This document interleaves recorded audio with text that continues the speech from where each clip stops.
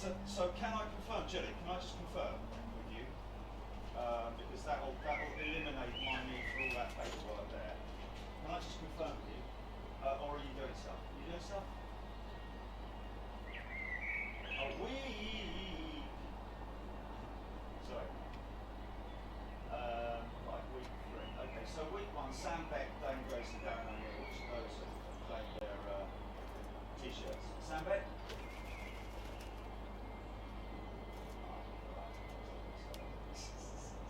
How many have claimed their t-shirts?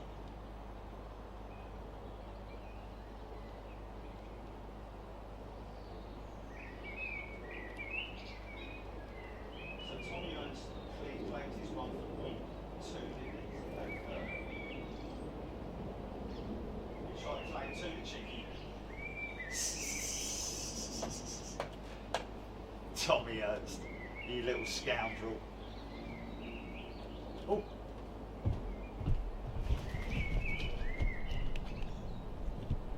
Japan going out. What you got?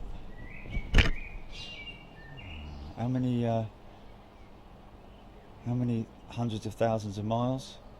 330,000 miles or something like that in about 15 seconds. We're going to crash. We're going to crash. We're going to crash. Look at that, man. Look at that. Okay, leave it on there for a little bit. No, maybe not. It's going to go out of focus as well, isn't it? I'll be in there and it'll go out of focus. But look at that, man. Look at those impact craters. They're all impact craters, man. They say that if you shredded the Earth of its water, that's basically what the that's what we'd look like if it was. Anyway, back to work. Back to work. Sad bit. Okay, so Neil has, yeah. Okay, let me just grab that.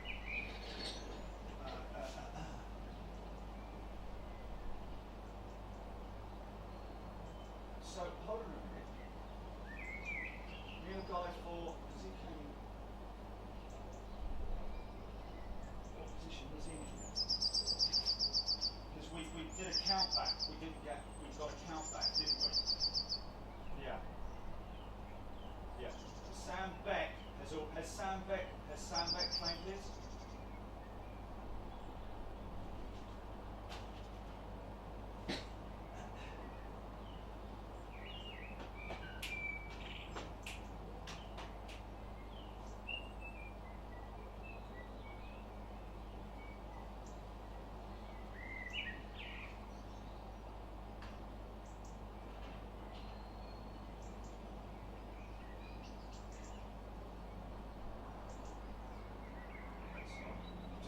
I just need to put that on my. Okay, that's good. He's had 2 results, hasn't he? Last week.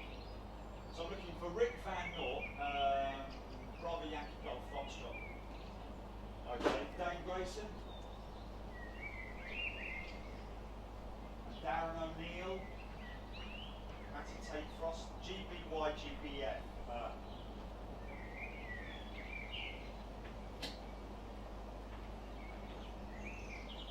Okay, you've got Rick Van Noort, yeah.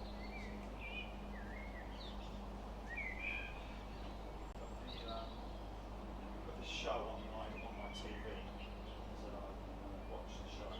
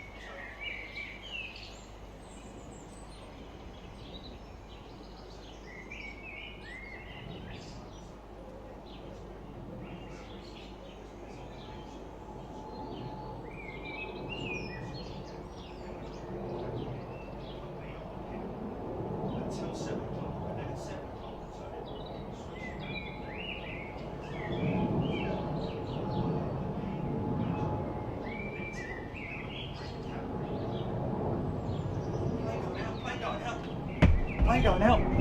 Whoa, whoa, whoa, whoa, whoa, whoa, whoa. Yeah, yeah, yeah.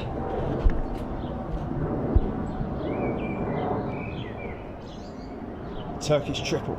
Yeah. What a way to kick off the evening's. He's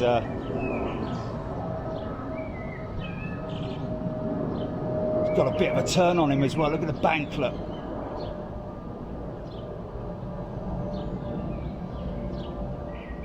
That is so cool, man. Oh, he's doing a big turn. He's just continuing that turn all the way. That's interesting.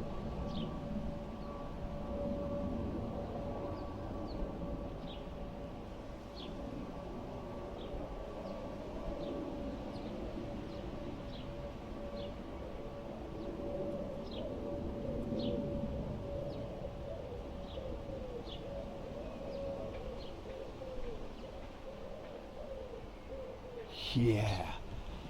Okay, GP, do you want to go main screen?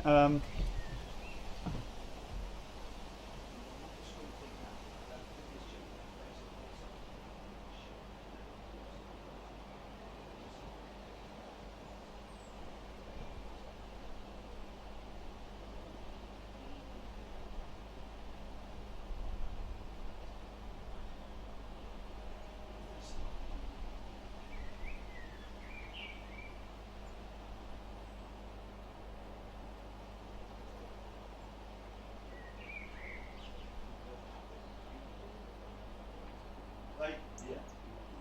Okay, no, that's fine. That's fine. That's fine. We'll just monitor it. I guess the best thing to do is just to monitor it. Yeah.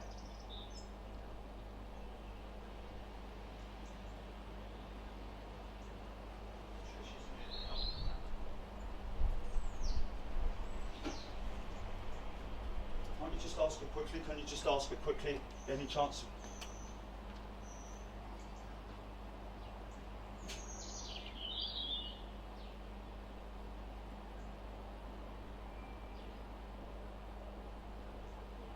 Okay, have we gone to?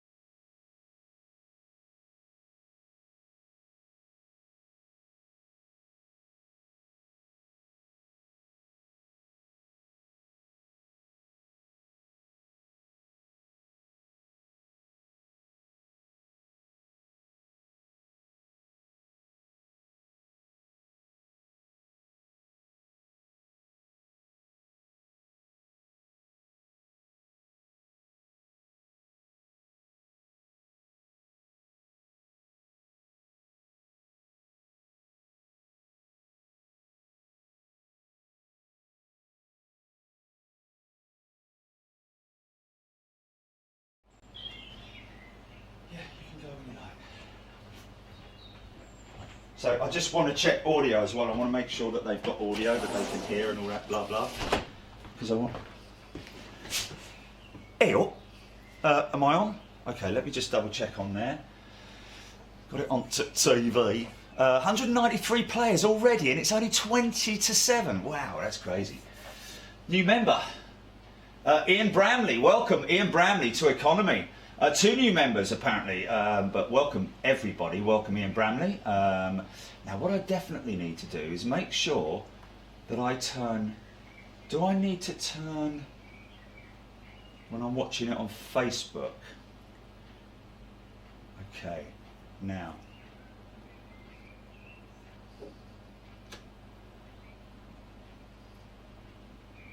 I'm just seeing if there's any, well, I'm just seeing, I'm not hearing anything, so, oh yes I am now. Okay, so, yeah, the thing is I've got this case around it, so I can't turn the audio down because the case is, stand by. Okay, so now I'm hearing my dulcet tones. Dorset tones? I'm hearing my Dorset. Hello there, welcome to the quiz. How you all doing out there? We're just gonna try and...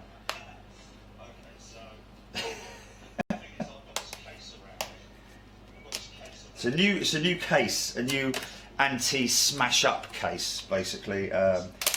Oh, and I've just broken it. No, it's just they're quite fiddly to get open, as you can appreciate. Okay, let's do it. Thank you. I'm not going to put it back in the case, I can't be bothered. But there we are. Okay, so let me just try something here. Okay, so that's Facebook, so I've got that. Where are my comments on Facebook, Julie? How am I going to watch my comments on Facebook?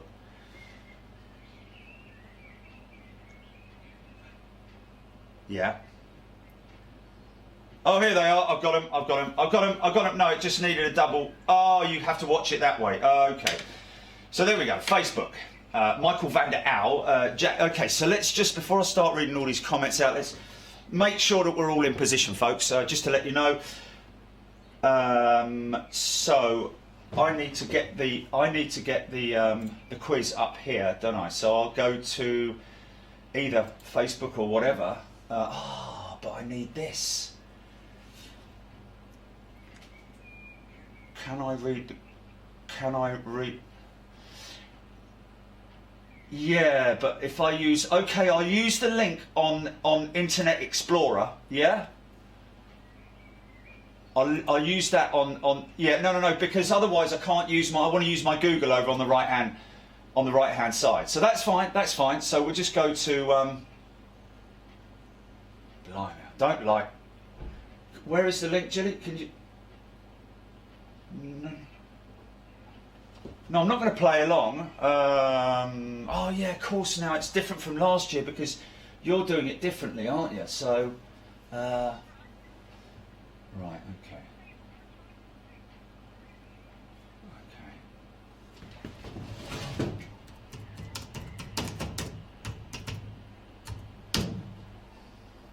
Here we are. Look, Big Jet TV quiz I just searched. Okay, here's the aviation quiz here. Let's just see if this works.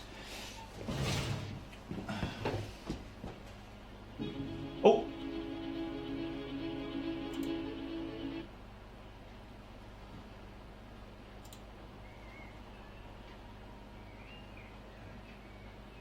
Is this last week's one or is this today's one? No, it should say live now, shouldn't it? Here we are. Is this live here? No.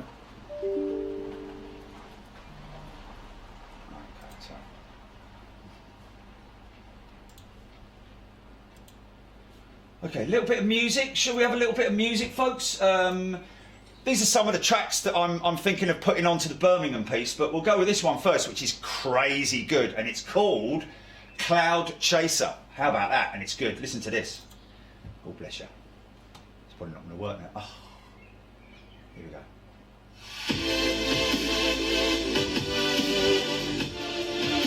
Okay.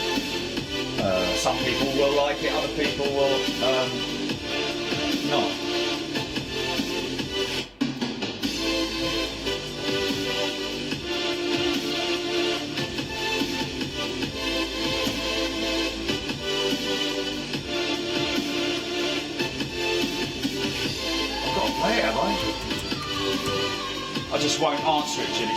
Shall I do that?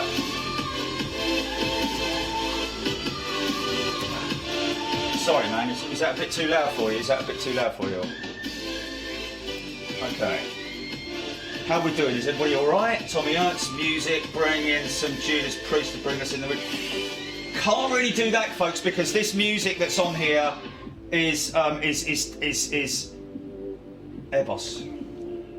Same here. Notice a bit of delay. Questions coming up on quiz before Jerry reads them aloud. Yes, indeed, folks. Just be aware that the questions that I read out on here, I'm more communicating with the social channels. You guys are watching it on your quiz screen. So if I'm doing that, Jilly, will I see this in delay as well? I'm just trying to think here. Yeah, if I'm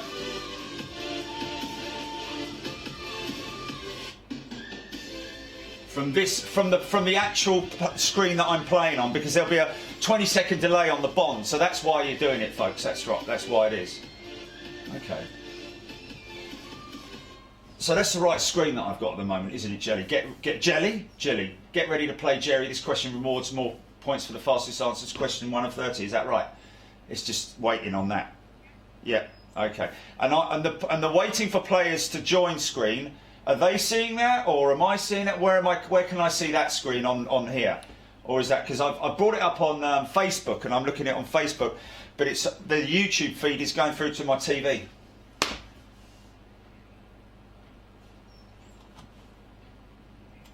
Okay. Sorry. Okay. Yeah. But basically, when you start the quiz, I don't need to do anything to my screen. It'll just start playing, won't it? Because on there it says start the quiz. Yeah. Okay. Yeah. Okay, let's just, I'll tell you what, that's a nice tune. It's a nice relaxing track.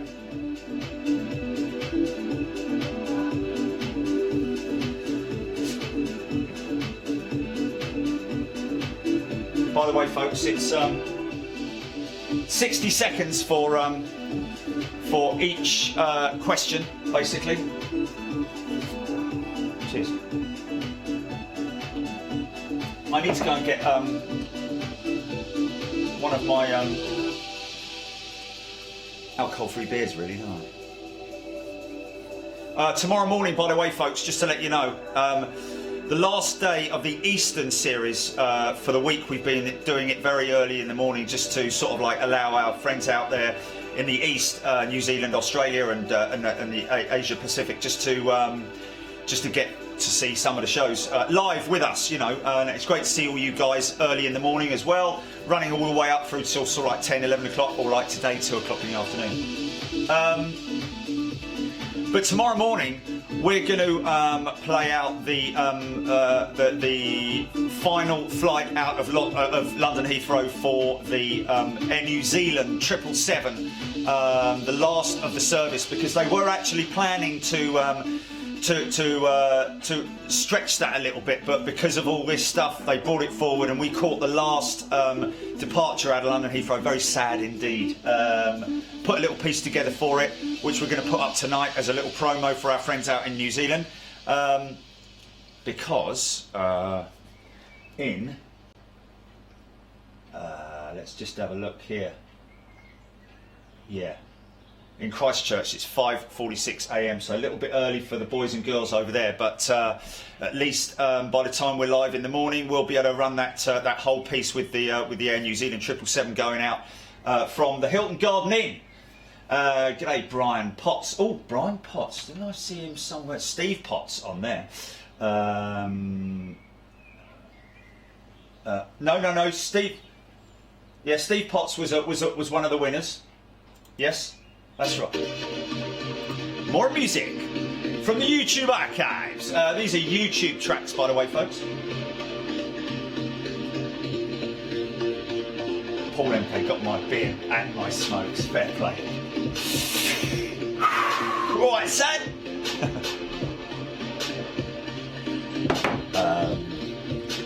Looking good, man. Looking good. Everybody's here. 203 players now. Bit of bass. All the usual players on Facebook and on YouTube. Great to see so many people joining in. Share the feed, folks, if you want. More than welcome to join us from wherever you are in the world. Call your friends in to play. If you've got a pilot friend, get them to hit that QR code or join the link and come and join us. Really, this week it's 60 seconds for every question, and it's slightly easier than it was last week and the week before and the week before that. Okay, I guess that's the end. Oh yeah, I thought that was going to end. Nice.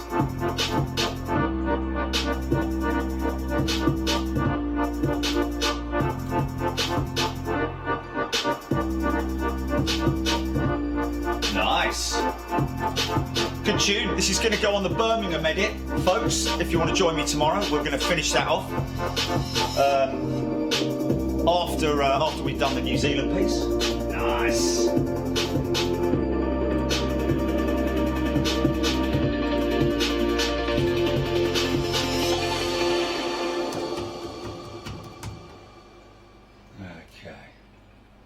Here it is, folks. Here it is. Here's the piece. This is the piece, basically. Can you see that?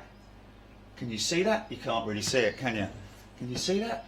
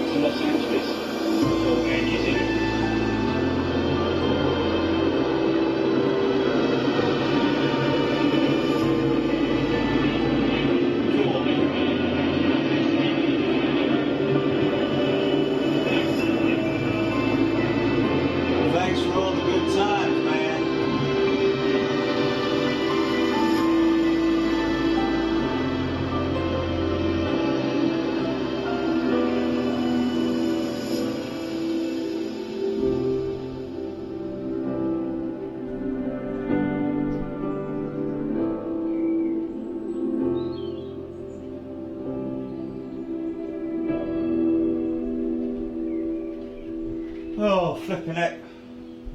I'll tell you what was funny. Was that the cats operating in gangs, or in this instance with kittens. Kittens, cats and big jets, that's what it's all about, folks. Yeah, so that brought a lump to me throat, honestly, when I was editing that piece, I have to say. Very, very sad indeed. But we were thanked by the guys at New Zealand as well. Anyway, what have we got? 5 minutes. We've got about 10 minutes. Here we go. We are ready for stuff to happen. Caleb Weatherdew, Jane Alder. Who we got? Lynn Keeble, Craig White, Chris Hodgkinson. Let's just have a look. Don't forget, folks, there is a delay. Emrys Davis, Mark Richardson, there is a delay in me when I ask the question. You'll see the question come up long before my my lips move, if you know what I mean. Or even, you know, non-alcoholic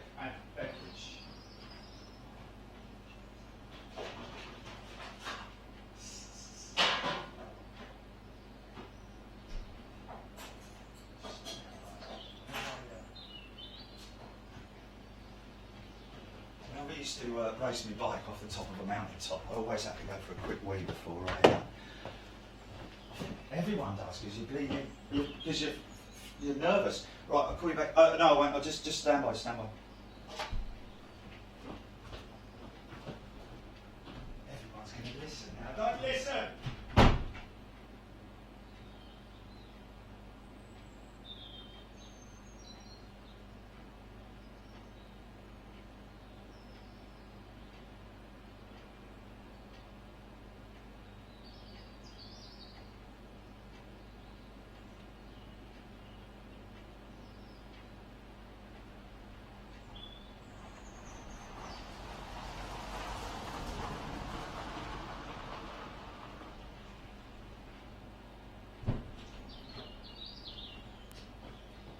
Okay, here we go. 5 minutes, 5 minutes and counting. Okay, great to see that piece with Cargo Logic, folks. Cheers to everybody.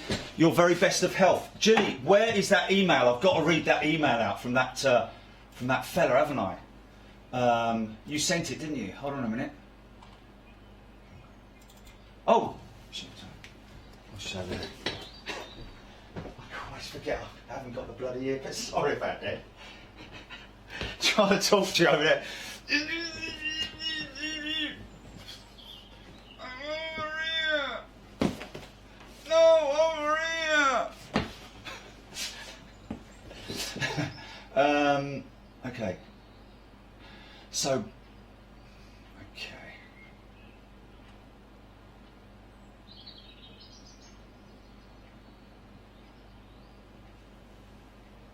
Wow. This is great, man. This is great. This is great news, folks. New member.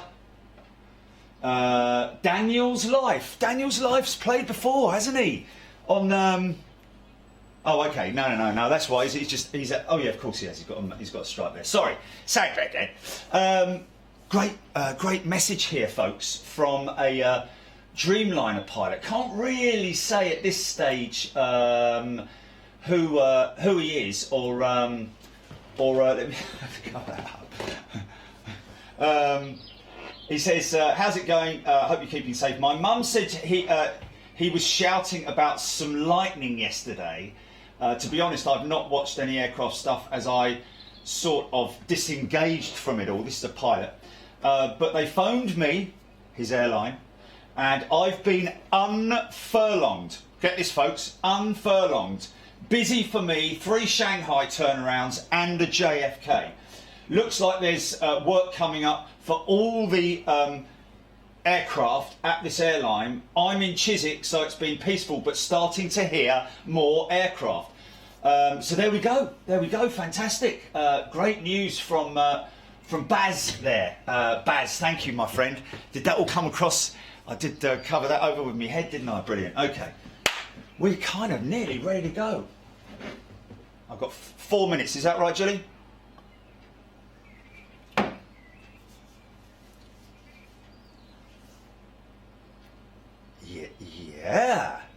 Yeah, I'm ready.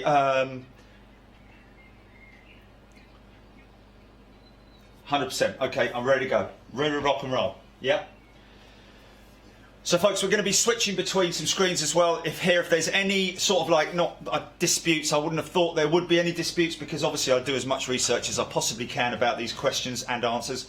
But if we've got anything that we can show as an example that I can quickly think up, I'll throw it up on the video screen. But I don't know how much of a hurry you guys are in, whether you want to go bang, bang, bang like that, or whether you just want to have a good chat about it. But anyway,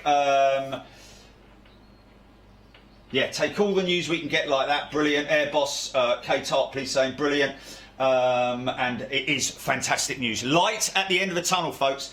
And boy, I tell you what, it's going to be a good month for being a member, because we've got some stuff coming up, folks. But can't say anything just yet, but we will be.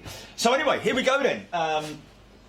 Hope you enjoyed the little musical interludes. We've got 3 minutes. We've got time for one more track of music, which is going to be on the Birmingham show. Let's just see what this one was like. Sounds a bit like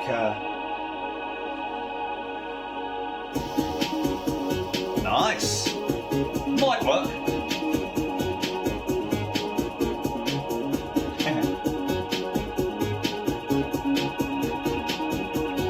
Craig White tuning in from Denver. Lynn Keeble, Caleb is here.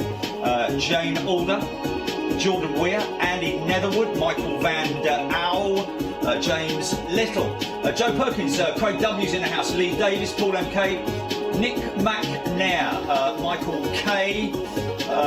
Something's gone wrong with my screen there, it's a little bit weird. TCC, Stephen Billings, Shelley Jackson, Mark Appleby, Victor Tilson, Haggis Fox is here. Craig Whitmore, Shelley Jackson, Angela Cooper, Sailor Mike is here. Lee Davis. If I've missed you out, I'm very, very sorry. Of course, Daniel's live. Welcome back, my friend. How many we got? Is that just hovering around the... Wow, 300 players down on the bottom right there. That's insane, man. Oh, okay, but there's still 284 in there, isn't there? Is that 284? Need to be 300, folks. Come on. And you're going to hit the button, aren't you, Jilly? You're going to hit the button when we go, aren't you? Tommy Ernst is in the house. So week 1 was Sam Beck, Dane Grayson and Darren O'Neill. Week 2 was Rick Van Noort, GBYGF, Tommy Ernst. And then week 3, Tommy Ernst finally went in and won it. Matty Tate Frost, then BYGF. He's been in the top 7 2 weeks on the trot. Steve Potts, Dane Grayson, Sam Beck and Neil. So Sam Beck doing really well. I think there's going to be some tough competition. Lots of people hearing about this. Is that little money spider there? Oh, sorry, mate. Let's pick him up. I thought it was a money spider. There you go, mate. Yeah, there we go. Put him on a picture. So lightning yesterday, lucky spider today. When's the lottery again? Is it tomorrow night? Oh, well, never mind, eh? Okay, boom, here we go. Somebody's saying that I'm in, so there we go. Have you Brewdog, British Airways, Speedbird? Yes, I have, Nick, thank you very much indeed. It's a great one, actually. Was that you, Nick, who gave me the can of it? It was somebody brought me a couple of cans in it. It was good gear, actually. Right, bring it on, Sam Beck saying, right, okay, folks, how long have we got, Jilly? It's showing at 1900 hours. And we've got 304 players, folks. Right, now let me just... might be a bit Heath Robinson to start with, folks. I just need to make sure that I've got the right... Okay, I've got the theme tune. Lined up. And this is the theme tune. When you hear this, that's when it's starting.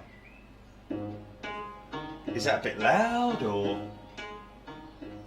Okay, let's just do a sound check.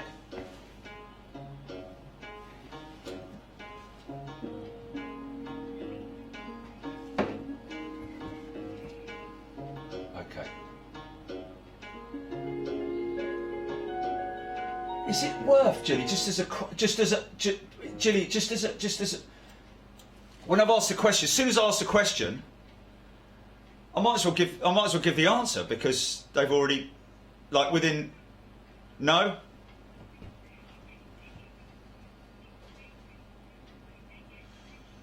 All right, okay, fine, no problem at all. Right, and we'll have a break between folks as well. I'm going to do the leaderboard as well. I've got the leaderboard ready here, so let me just bring that down there like that and do that like that. Yeah. Okay. Wow. Give him another 5 minutes. Give him one more tune, folks. Do you want to hear another tune? One more tune. Let's just see this Mollis one. Here we go. Get your dancing shoes on, folks. It's Friday night. Oh, still got coffee here.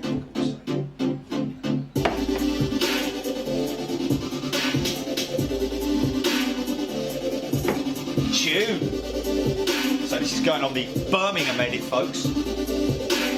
Around about 18 minutes of tunage.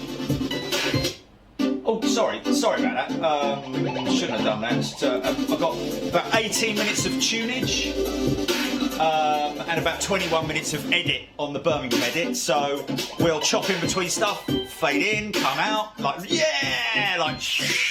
noises and stuff like that. Don't overwhelm it, you know. A bit like we did with the Boston edit with Sammy. Okay, we're ready to go then, GP. The gate is closed, and Paul Key's saying.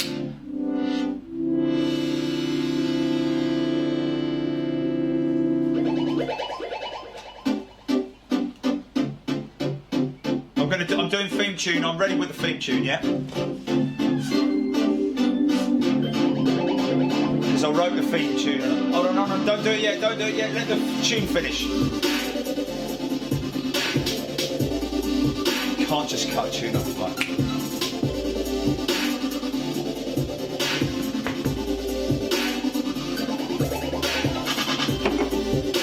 Timmy Toothpicks. We were asking about you, Timmy. Good to see you here, mate.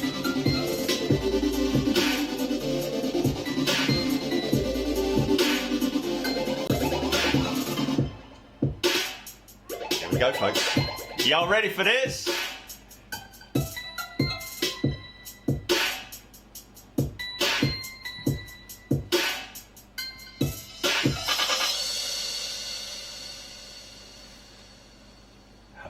Let's get going, Jilly. Let's go. Question numero uno. Okay. I'm just reading it off my screen, yeah? No. I haven't got a theme tune. All I've got is the one between the questions. No. There is. That's not. It's not. It's only a sort of like filler tune. It's not a theme tune. It's like a filler tune. I just called it theme tune. Okay, here we go then, folks. Good luck, everybody. Good luck. Eyes down for a full house. How many engines does the A340-200 have? Is it 2, 3, or 4? I shouldn't answer these, should I? I'm just going to leave it. So A340-200. Obviously, there's three of those variants. A340-200, 500 and 600, of course. Different engine variants. Let's just have a little look here.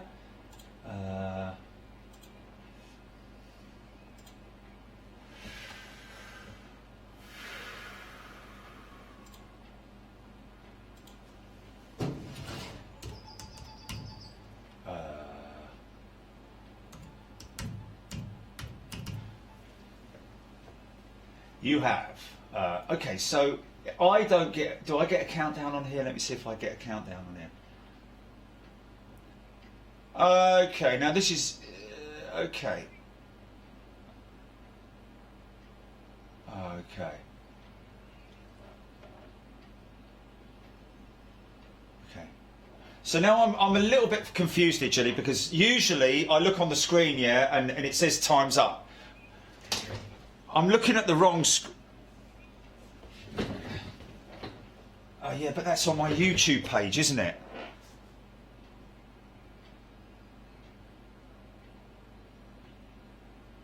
Why? I'm looking at a different screen this week. Why is it a different screen? I don't want to play it. I want that screen that that you've got. I need that screen that you've got. Okay. Well, there we go. Anyway, 4 engines, of course, folks. I'm just having a look at it on my iPad here now, Julie, because I'm having to zoom in on that. Because last week I looked at it on. Okay, stand by, folks.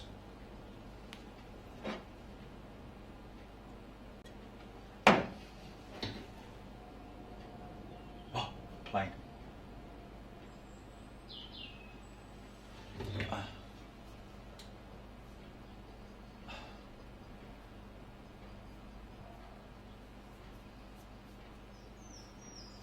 Oh, well done, Kay. You got 88 points. Cameron, I'm not getting any questions. Yeah, we're just. You guys are quick with the sub 2 seconds, TCC. Yeah. You've got to take it in quick. You've got to be like, hold your breath. Okay.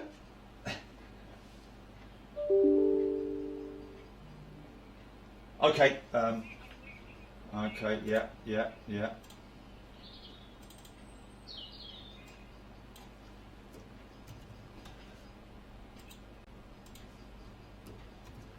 It's too far away, man. It's too far away, because by the time it comes up on the screen, it's already done, isn't it? It's already over. Okay, so there we go. How many engines does the A340-200 have? 37 people saying 2 engines.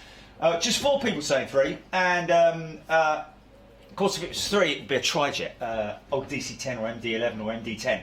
291 people correctly answering 4 engines for the A340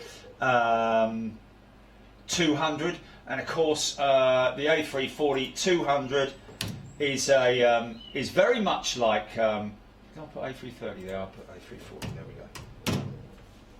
There we go. So it's sort of like, you know, the 300 has the CFM56 engine on. I think the 200 has the CFM56 engine on as well. Slightly shorter, as you can see there, just slightly shorter. With the tubular engines on it, not the big fat ones like the 500 and the 600. But anyway, there you go. Jilly, let's go to question number 2. Please. Sorry about that. Okay, Ghost. Okay, Jilly, hold on a minute. It's saying, are you there, Jilly? Okay, it's saying reload. Lots of people on Facebook, on YouTube. Same here. It's saying reload. Okay, got the question. Okay. Say it back there.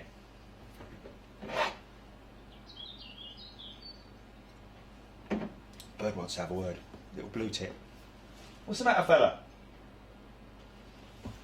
Oh, it's Dot. Oh, okay. Fair enough. Okay. I'm waiting for this to come in now. Okay, so we're going to go to question number 2 now.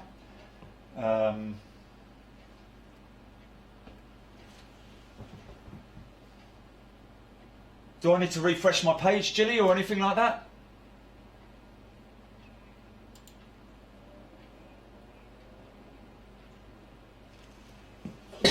Right, okay. Well, it says how many... I'm still on question 1, man. Okay, where are Condor based? I'm going to have to go to my verbal notes here. I'm going to have to go to my notes here, because I'm still on question 1 here. Okay. Yes, I have. I just refreshed it. It keeps coming up on how many engines does the A340-200 have, and they've answered question 2 already. Of course, it's Frankfurt, folks.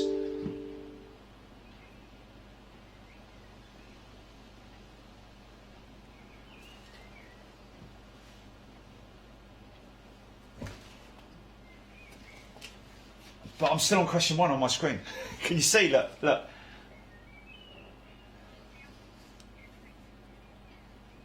No, I'm not on the second one on my screen here. I'm looking at how many engines does a...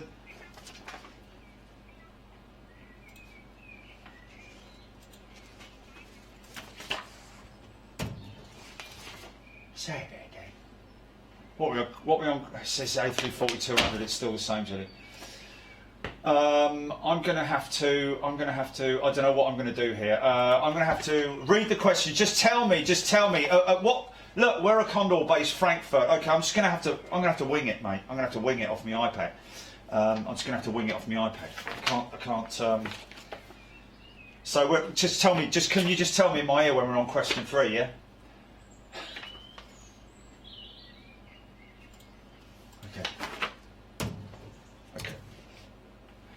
Yeah, but no, that's just not working. Okay, Condor, of course, based in Frankfurt. Is this something to do with the pulling it in? Sorry? Question 3. Okay, what is the call sign for Ireland's flag carrier Aer Lingus? What is the call sign? Can you hear me? What is the call sign for Ireland's flag carrier Aer Lingus? Let's turn it down a little bit. And of course, is it cloverleaf, shamrock, or four-leaf? Okay, now I've got it on there, I can sort of like revert to that.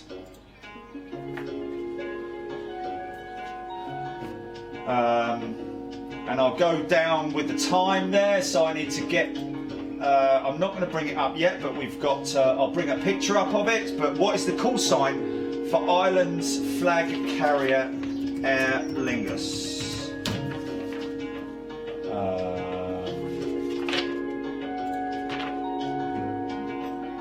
Nice picture up.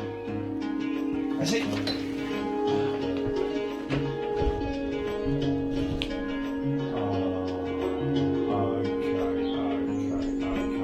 Right, well then in that case I'll take the white screen off.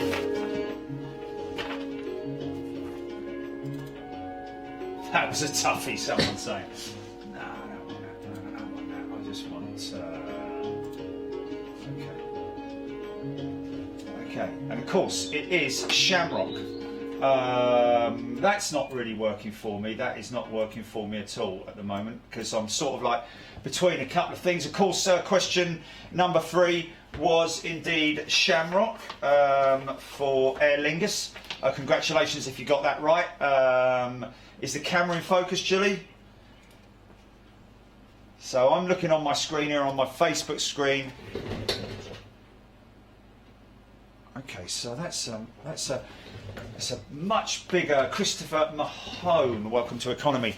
It's a much bigger, different delay on my YouTube as there is on my Facebook here. So I need to, yeah, Facebook is much quicker. Yeah, okay.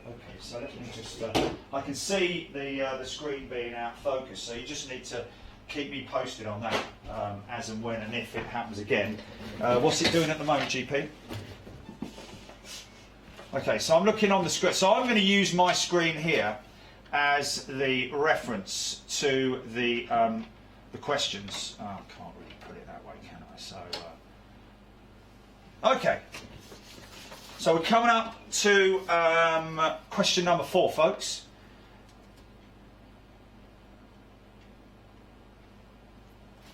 Okay, you waiting for me to prompt you to put up the next question, Julie? Do you need me to prompt you to put up the next question?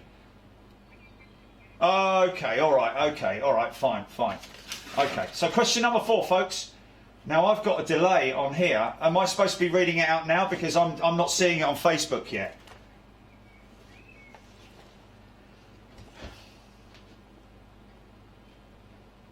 Okay, right. Question number 4 of 30. Okay, so now I'm seeing this. Here we go. What is the designation for Boeing's new 777 variant? Is it X, XX, XG, or Next Gen? That's the question. What is the designation for Boeing's new 777 variant aircraft? Is it X, XX, XG, or Next Gen? Okay, here we go. I'm kind of getting the grips to it now. I mean, I can try a little bit of theme tune. How long we got? I can't see the clock on there because I've got these bloody things in front of me here. Don't put the answers on the comments, by the way, folks. If you can not do that, that would be fantastic. Okay. Okay, I can see the little clock down there. What is the designation for Boeing's big new 777? And of course it is the X. Few people answering XX, XG, and Next Gen. Got to make up the answers, really, folks, haven't you? That's the way to do it. That's the way to do it. And of course it is the X, the big Beastie X. Did somebody say today that there was a second one flying? Did you tell me that, Julie? That there was a second X flying with Boeing? Wow, 2 of them gone up with those big juicy engines, man. And of course those engines are the double X, I believe. The GE double X, GEXX, I think it is. Perhaps you can confirm that one. Okay. Please don't post the answers on chat, folks. Really appreciate it if you could steer away from doing that. Go for question number 5, Julie, if you want.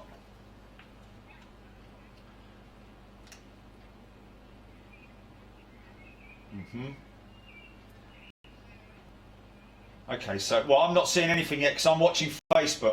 Facebook is my reference. So at the moment I'm okay. Okay, you got to. But are they seeing it yet, or am I? Okay, there we go. So I'm about 30 seconds behind when they see it. Am I?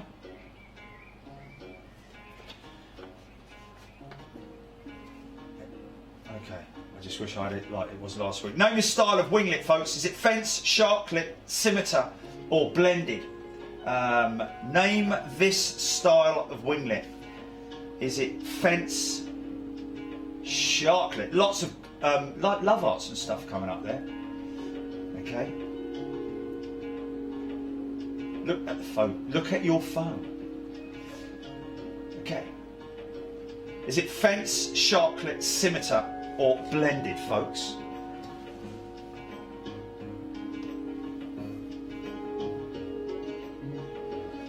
That's interesting. Tommy Ernst says, whoa, I was not aware for that question. He wasn't ready for that question. Oh, interesting. Chris saying tricky.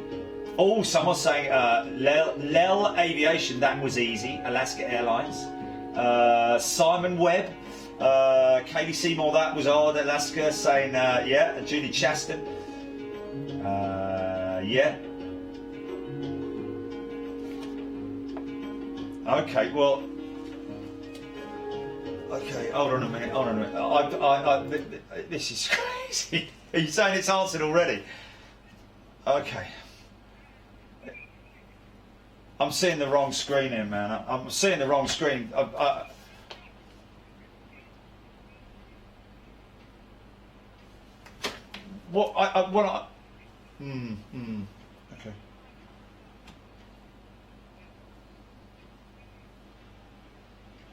But I can't get the live on here, Jilly. I can't get the live on here. How do I tune into the live? Because I can't watch it on Facebook or YouTube. I'm trying to get into the live, the screen that you're seeing.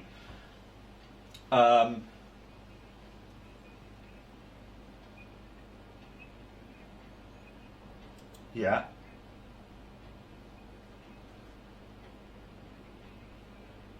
Okay. Shall I point the camera at the screen? No.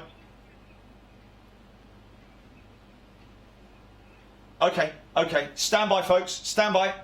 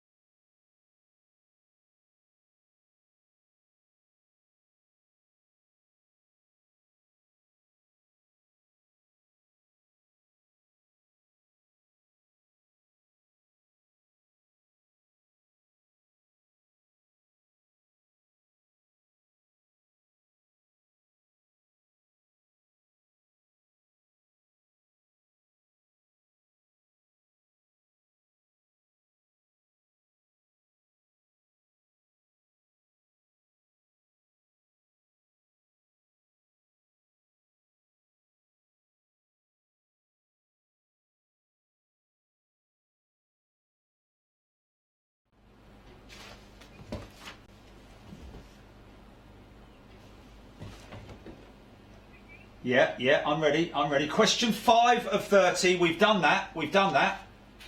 Okay, we've done that one. Stand by.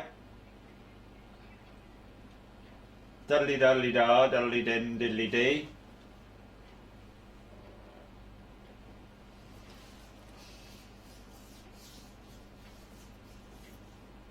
Oh, got a leaderboard.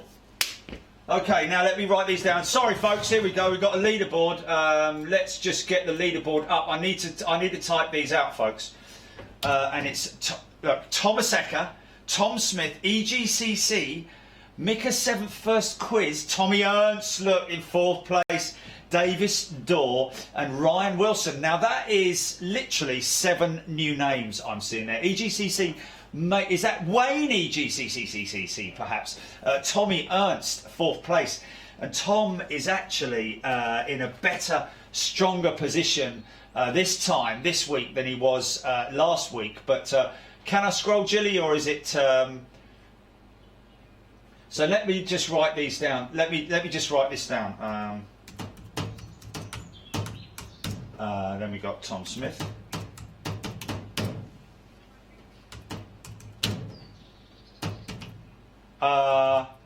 But they can't see it that well to be able to see, yeah. So Mika 7th first quiz. So Mika is his first quiz. Tom Ernst, Davis Core. I'll be copying and pasting these in the next. Well, I don't know actually because I'm going to be. Okay, so there we go. Thomas Ecker, or Ecker, sorry. Let me just put C in there. Thomas Ecker, Tommy Smith, EGCC, Mika, the 7th, first quiz, Tommy Ernst, Davis Dorr, and Ryan Wilson. 482 up at the top, 476. Look at that. 6 points in it for the top. That's like six seconds from 1st to 10th in a Formula 1 race. It's not. It's a scimitar winglet. It's a scimitar winglet. Okay, let me just a split winglet. There is such a thing, but let me just show you.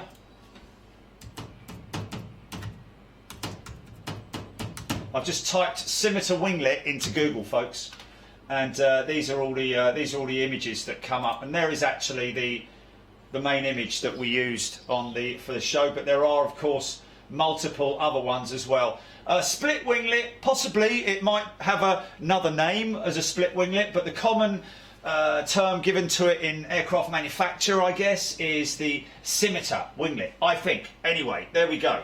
Of course, the MD-10 has one, but it's not so abrupt. It's got a bigger squared off winglet, a standard sort of winglet, and then a sort of like another squared off smaller variant of it here. But this is sort of like a smooth blended scimitar style winglet. That's the Max one, which is much more sort of like straight, which is pretty cool, as you can see there. Look at that.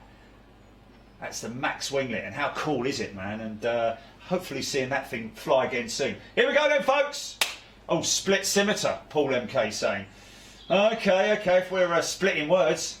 Okay, question number 6, GP. Let's go for it.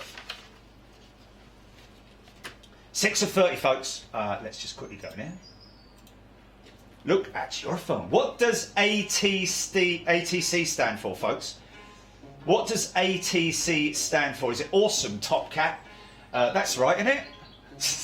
Air Traffic Control or Aero Traffic Centre. Yeah, easier this week, folks, but it's all about time, isn't it? It's all about how quickly you can look at it and watch it, and sort of like, you know, how quick your brain can tune into it. Oh, look at that, Lel Aviation, 1.2 seconds. Gonna fight back. He say, Timmy Toothpicks, to get under 2 is hard. It is, because it takes your brain about at least a second to get into it. But the thing is that if the question's up at the top there, what does ATC say? So you're just looking for the correct answer, basically, and bang, there it is. Simon Webb 2.3, Paul MK. I didn't get all the questions. Storm Grey 3.7 seconds. 2 seconds, 1 second. Time is up, and of course it is air traffic control. No people saying awesome Tomcat, really. Aero traffic centre, fair enough. A few people saying that as well. Sorry about that. But yeah, there we go, air traffic control. We got there in the end, folks, and thanks, Jilly, for sorting it out. Again, Jilly comes to the rescue. If I was at the front line of a war or something, I'd say, bring me Jilly! A horse, a Jilly, a kingdom for my Jilly.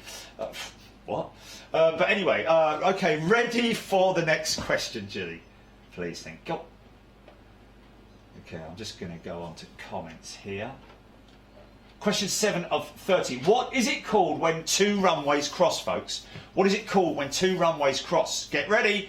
Is it crossover, intersecting, merging, or joining? What is that all about? Michael's just joined economy. Crossover, intersecting, merging, or joining. Two runways crossing over. We saw that at San Francisco. There are you could say runways or taxiways, really. The name of the runway or the taxiway. Of course, so many airports around the world have, of course, Chicago, multiple intersection. Oh, I just answered it. Anyway, everyone's answered anyway, all right, it's not going to take 40 seconds to answer it, is it? So, of course it is. We know what it is by now. I've said it, la la la. Timmy Toothpick stumbled again. I think I did 2 seconds. Jazzy John saying, or Karen Corcoran saying, Tommy Ernst quicker than him. Tommy Ernst quicker than him. And, of course, it is intersecting. Crossover 78. No, fair enough. I can understand why you'd say a crossover. 10 saying merging, 9 saying joining. But of course, 232 people answering correctly. Indeed, it is intersecting runways. Intersecting runways. Thank you so much for that. Congratulations if you got that right. Let's, Jilly, go to question number 8, please. Oh, okay. Question 8 of 30. Where is the APU located on most modern jetliners? Where is the APU located? Under the belly, at the front, behind the tail, or inside the engines? Under the belly, at the front, behind the tail, or inside the engines? Who was there? Oh, Craig Whitmore, 2.7 seconds. Michael getting some welcomes from people. Lee Davis, Paul Skilling, Stevie Billings, Scott Tarpley, get in there, 2.84 for Lel Aviation. So now all these folks are going crazy on their timings now. Lynn Keeble, Katrina Ena, good day to you. Justin Whitchurch, 1.79 seconds for that question. Well done, man. Darren Smith was in the toilet. Good for you, mate. Jamie Rees, depends on the traffic lights. Hey, Barry Jarvis, how you doing? Oliver Welkerman. TEZBB, 3.66, can't read that fast. Okay, and here we go. It is behind the tail. 268 are answering correctly, behind the tail. On most modern jetliners, like the IL-76, the APU is actually in the forward undercarriage bay or thereabouts. 23 people saying under the belly, which, you know, there may be, I doubt there are any modern jetliners where the APU is under the belly, so to speak, but I can understand it because it is kind of like, you know, it's getting towards the belly, but it is behind, it's under the tail, behind the tail, below the tail, but under the belly. Inside the engines, I can understand why you'd say that, but of course, it is 268, and it is, let's just show this quickly. And this is what an APU looks like. What's up? What's that? So here's the APU, folks. Okay, this is some.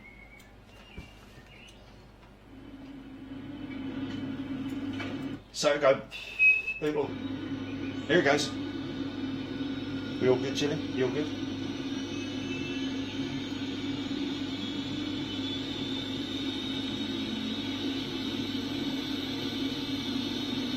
So that's basically it. Oh.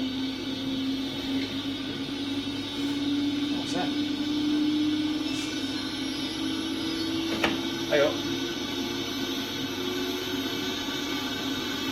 building up the pressure here. So it's a little jet engine. No, not yet. I'm just showing them the startup. That looks like it might be a 767, I think, folks. So building up here. Start sequence complete. So that is now supplying air and electrics. So it can obviously start the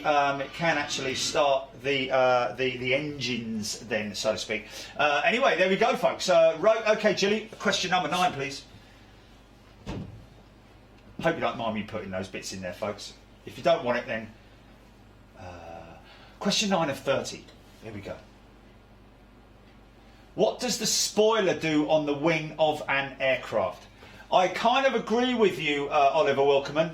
Behind the tail means outside the aircraft, so yeah, but located should be in the tail. Oliver, good question, a good point there. What does the spoiler do on the wing of an aircraft? Reduce the speed, reduce lift, increase speed, or change direction? And I did look at this one, folks. I did look at this one in extensively in terms of research, but I also spoke to a good friend of mine who's a captain on a Dreamliner. Won't say the airline. All right, Andy, how you doing, mate? But interesting to see how many people will or won't get that right, because it is sort of like one of those things that you maybe think, oh, well, hold on a minute, you know, blah, blah, blah. Let's just have a little look there. There we go. Scott Topley, Thomas Davis, Craig Whitmore, Justin Whitchurch. Please don't answer here, it's online. Justin Whitchurch asking for Oliver to not answer. Okay, okay. Please don't answer on the chat, folks. Please don't answer on the chat. It's unfair for other people who are watching it or playing. Of course, it is 177 people saying to reduce speed, but no, it's 105 correct, reduce lift. So if I go in here, and I know what you mean, because you have ground spoilers, okay, which scrub off speed, but the main reason for the spoiler on the wing of an aircraft is to reduce lift. If I had said ground spoiler, I would agree that it is reducing speed, but it is 105 answering that correctly, reducing lift. Because obviously that's when you're coming into land. You see the spoilers coming up ever so slightly just to bring the aircraft down into the rate of descent that it needs to do approaching to aircraft. But there we go. So how are we all doing? Some people asking, Gillian, what have we got there? Question 9. Is it a leaderboard next or after the next one? Okay, here we go. Right. Okay, folks, here we go. Question number 10 then, please, GP. Question 10 of 30, someone doing terrible. Michael K says, what does CAT stand for in aircraft weather? What does CAT stand for in aircraft weather? Clear air turbulence, clean air turbulence, sorry, clear air turbulence, controlled air turbulence, or clean aircraft turbulence. Again, it's another one of those ones where some of you need to slow down a little bit, because you might have clicked one of those wrong, but hopefully you got the right answer.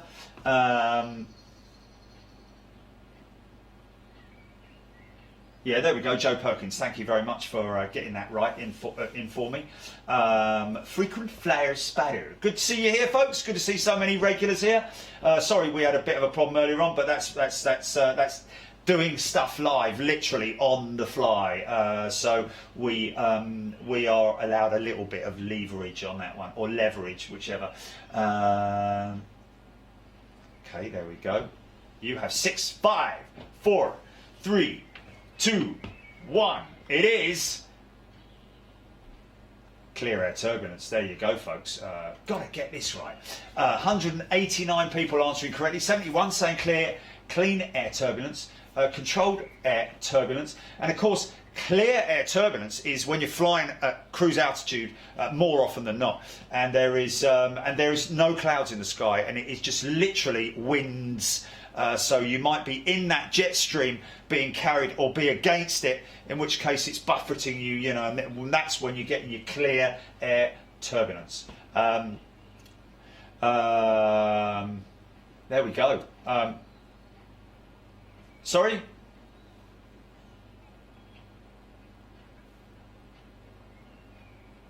Okay, we're slowing down on YouTube in terms of comments because there's so many talking, which is great. Get involved, and we've had to comments for members only on supporters only on Facebook. So there we go. CAT does stand for Clear Air Turbulence. 189 people getting that right. So there we go. So now we're going to go to leaderboard. GP. Okay, round 2. Here we go. Ryan Wilson. Okay, he's up there all out of no. Ian Cumming, brilliant. Planes for Life. Davis Dorr. Mark Hare. Oliver Wilkerman there. He's regular. And James Inyeg. So really, only a few people, but Ryan Wilson's seen him before. So let me just, I can't copy those, can I? Right, okay, so.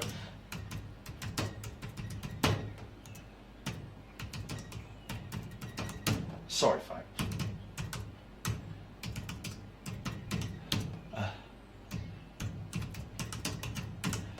We'll figure out a way where I can copy and paste these and throw them into a document at some point in time. But for now, I'm having to do it old school. Hope you don't mind.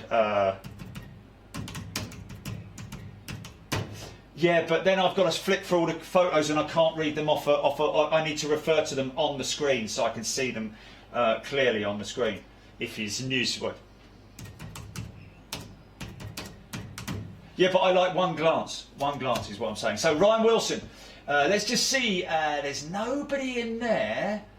Ryan Wilson was in. Wow, Ryan Wilson was in 7th place at the end of round 1, and now he's up at the top. 947 points. Plays 905 down in 7th place. Congratulations, folks. So I probably imagine that down there under 7th place, we're going to see people in there. Can I scroll it, Jilly? Can I try and scroll it? Okay, so. Okay, Antonio of 255. EGCC's down in 9th place. He was in 3rd place in the first round. Frankie, Panorama Guy, Doc Cotton Dentures, Rutford. Odette is there in 11th. You see again, Odette, well done. Tommy Ernst down in 15th. Had a little bit of a bad round there, Tomo. LHR is there. Joe Perkins, Aviation 747. Emmy and Tony. Dane Grayson in 20th. There we go. Dane from last week. Mika, he's dropped to 21st. Had a bit of a bad round there, mate, because you were in like 4th place in the first round, I think. Alex D. Scooby, remember him from previous rounds. Nick McNair. Alan's getting jiggy with it there. Karina Andrea.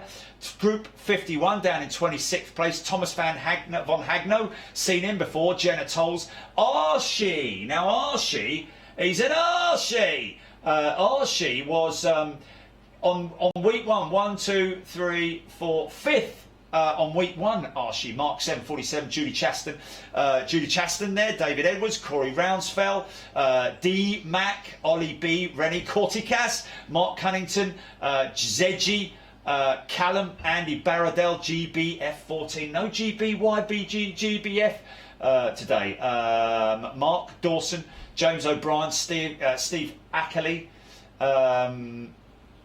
Mark Taylor, Tom Smith, Kerry Fino there, Big Joe's there, he was up there last week, Cecil Masters, Thomas Ecker, V1, VR, V2, Gear Up, Jake Williams, Dr. Cliff, Mark Smith, Harrison's down there at Asiana in 57th, a regular here on the show, Harrison Fensom, Matty Tate Frost in 59th, wow, got some work to do, son, Les Tankard, A330 fan, Neil, George 46, Scott Hissey, Lynn's Days, Glenn, Young Joe, Andy Duncan, and Hypersonic Tom. Okay, GP, do you want to go? Shall I just scroll it back to the top? I'll leave that to you. Question 11 of 30, folks. Here we go. Question 11 of 30.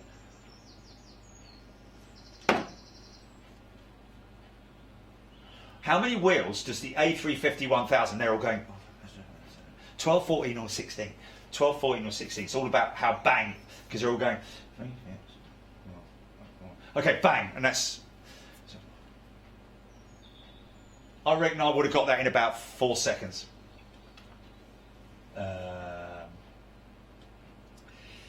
Karen's saying she reckons she's way down, way on down. Matt Truland.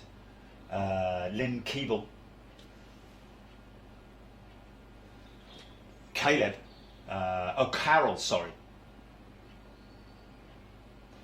Doesn't matter, Carol or Carol or Coral or Carl. The fact is that you're playing.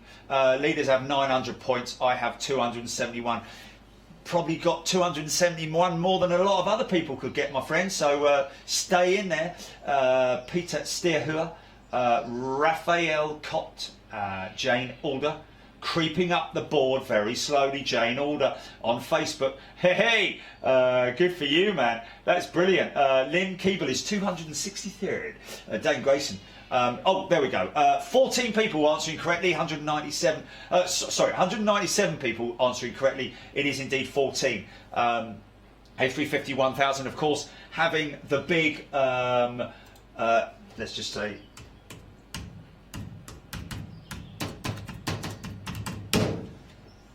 There you go, there's the main gear and an A350 1000 right there, folks. Look at that beautiful thing there, man, ain't it? A thing of beauty. Slightly smaller wheels than the 777, but the 3-rack there, Soco. So obviously 6 on each leg, and then of course the 2 at the front. But isn't that fantastic? More than likely Safran, I think that is. Look, you can just about see that word Safran there. They're the guys that build the undercarriage for most of the major airliners these days. Market leaders, basically, in undercarriage. And the simplicity of that as well, it's obviously not got any of the hydraulic leads or electronics coming off of it or anything. Of course, hydraulic brakes still on Airbus's 350, whereas Boeing 787, there we go. How many wheels does 350 1000 have? 197 people answering correctly. 14 indeed it is. And it is the taking part that counts. Scotty Tarpley saying there. Jilly, are you ready to go for question 12, please?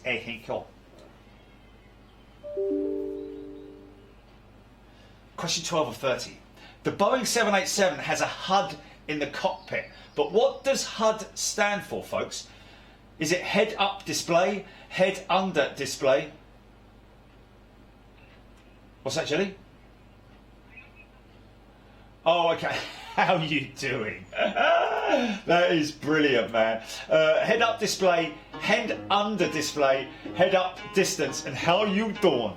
That's brilliant. The Boeing 787 has a HUD in the cockpit. It's the thing in front of the pilot. I can tell you what it is. Folks. It is a display that it displays it actually displays what you want it to display. You can program it to display the altitude, your altitude, or just your headings and all that kind of thing. I don't know if you can sort of like flick through it. I imagine that you may well be able to do that. But some pilots like to use it, other pilots don't. It's up to you whether you do or don't. But they are on all Dreamliners, I think. And there we go. Time is up, and it is indeed the head-up display. Head-up display. And let's just show you exactly what I'm talking about.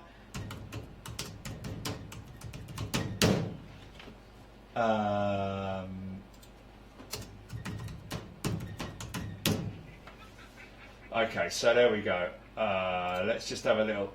There it is there. Okay, so as you can see, it's a very large version. Let's just have another look there. So that'll come up in a minute. And it's beautiful, some of that stuff, man. It's just vertical horizon there. It's just a horizontal, that's his horizontal horizon. 288 people answering correctly, head-up display. A few other people. One person saying, how you doing? Was that you, Jilly? Yeah, artificial horizon, I think that is there. That he's got on there right there. Of course, other ones being what's he got here? Let's just have a look. It's a shame we can't go in on it. But it's basically, there's his heading, there's his speed, his altitude. So 1, 2, 3, 4, 5 sort of like 5 readings in the head-up display at any one time that he wants, and then he can flick it up, and he's just got that beautiful horizon to look at. 288 people getting that right. Head-up display in the cockpit, but what does HUD stand for? So there we go. Next question, Jilly. Number 13, anything? Yo. Take a look at me now. Sorry, look at this image. Every single time, yeah. What aircraft is that? That's what we're going to ask, folks. Take a good look at me now. Yeah, shout out to the haters giving us thumbs down, you bunch of idiots. This question rewards more points for fast answers. And name a military transporter, folks. Look at your phone. Is it an Antonov AN-124, C5 Galaxy, or the C-17 Globemaster? Yeah, from certain angles, that's what we have to do. Is when we're all you haters. How much work have you done this week, mate? Hey, how much work have you done this week? You put 30 questions together, 30 unique questions, and programmed it all into a system. Yeah, I bet you have. Antonov AN-124, C5 Galaxy, or C-17 Globemaster. Just been tappity-tappeting at your keyboard, hiding behind that bush, haven't you? You horrible little person. Name this military transporter. Okay, so obviously lots of people getting that bang, you know, but some people not knowing their military aircraft. But here we go, folks. You've got 15 seconds to answer this right. Antonov AN-124, C5 Galaxy, or the C-17 Globemaster. What is that aircraft? And of course, it is indeed the C-17 Globemaster.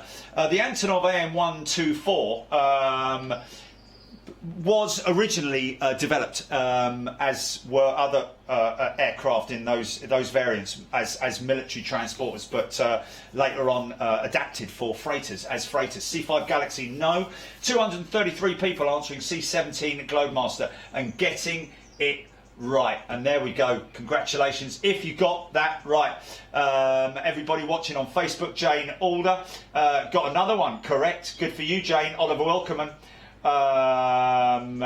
Carol Aldred. There we go. Congratulations to everybody. We are ready to go for question number. Should we just have? Let's hold on a minute, GP. Oh, okay, you're ready. You've done it, have you? Let's just. I'm just looking. Oh.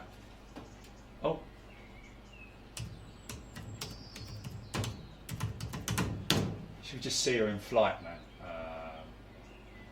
Oh no, we don't want to watch that one. There we go. This is a beautiful. This is from. Oh man, this is from the Mac Loop, which a lot of people have asked me to go to. Let's just quickly go on this one and see this one in full screen. Here we go. Look at this, folks. A400M in the Mac Loop in Wales, and we'll give the guy a credit in a minute, but look at this. It's worth waiting all day for something like this. Can you see that? Dun, dun, dun.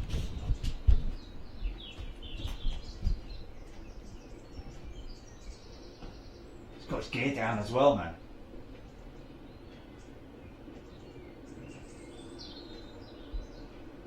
Yeah, it's like a little mini air display because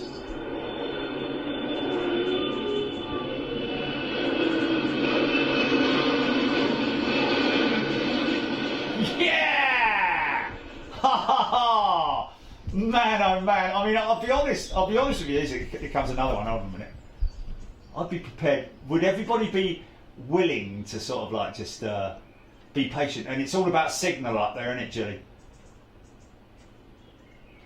And whether or not he's a bit lower, this one. I know his gear wasn't down. My apologies, folks. His gear was not down. It's just quite a bulbous main gear housing. Look how low he is, man. Low level altitude exercises. He's going for the climb. Oh my word, look at that. Dodging radar and stuff like that, isn't it?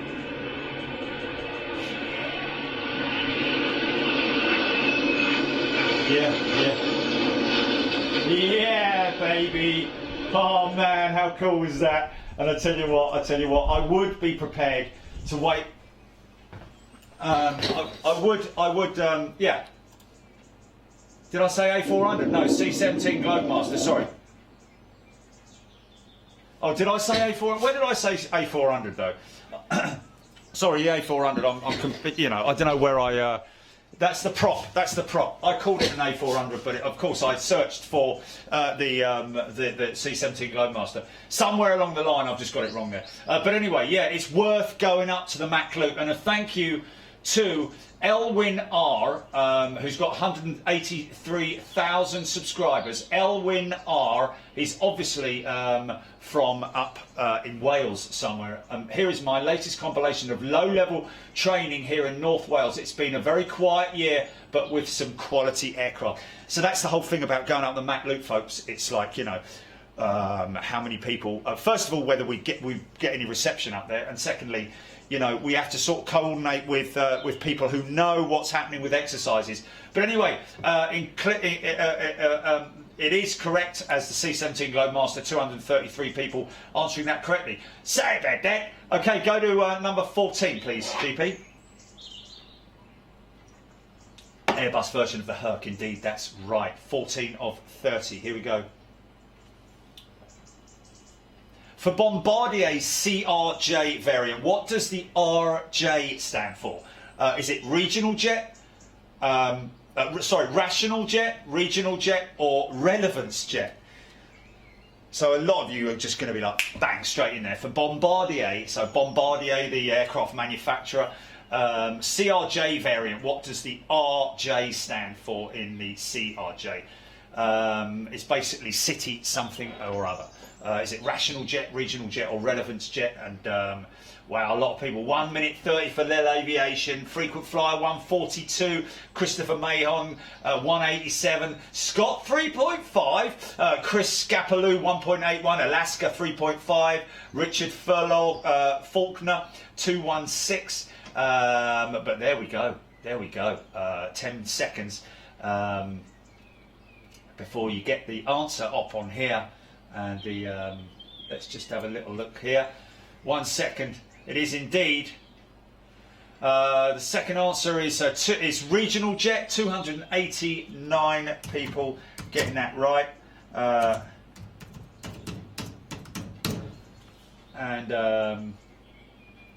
of course, what was that all about? And there it is. There is the CRJ. That's a 900 variant. There's a 1000 variant. We call it the Lawn Dart. See with the Iberia as well. Rational jet, 14 people saying. Relevance jets, 8 people saying. 289 people getting that absolutely red, saying that it is indeed the regional jet, the city regional jet. We see a lot of them at Toulouse. At Schiphol with KLM, of course. But who knows what we're going to see next time we go to Schiphol. Okay, so is it after the next question that we get the leaderboard, Julie? Okay, go to question 15, and then we're going to have a toilet break, folks, a loo break. Take a look at me now. This image.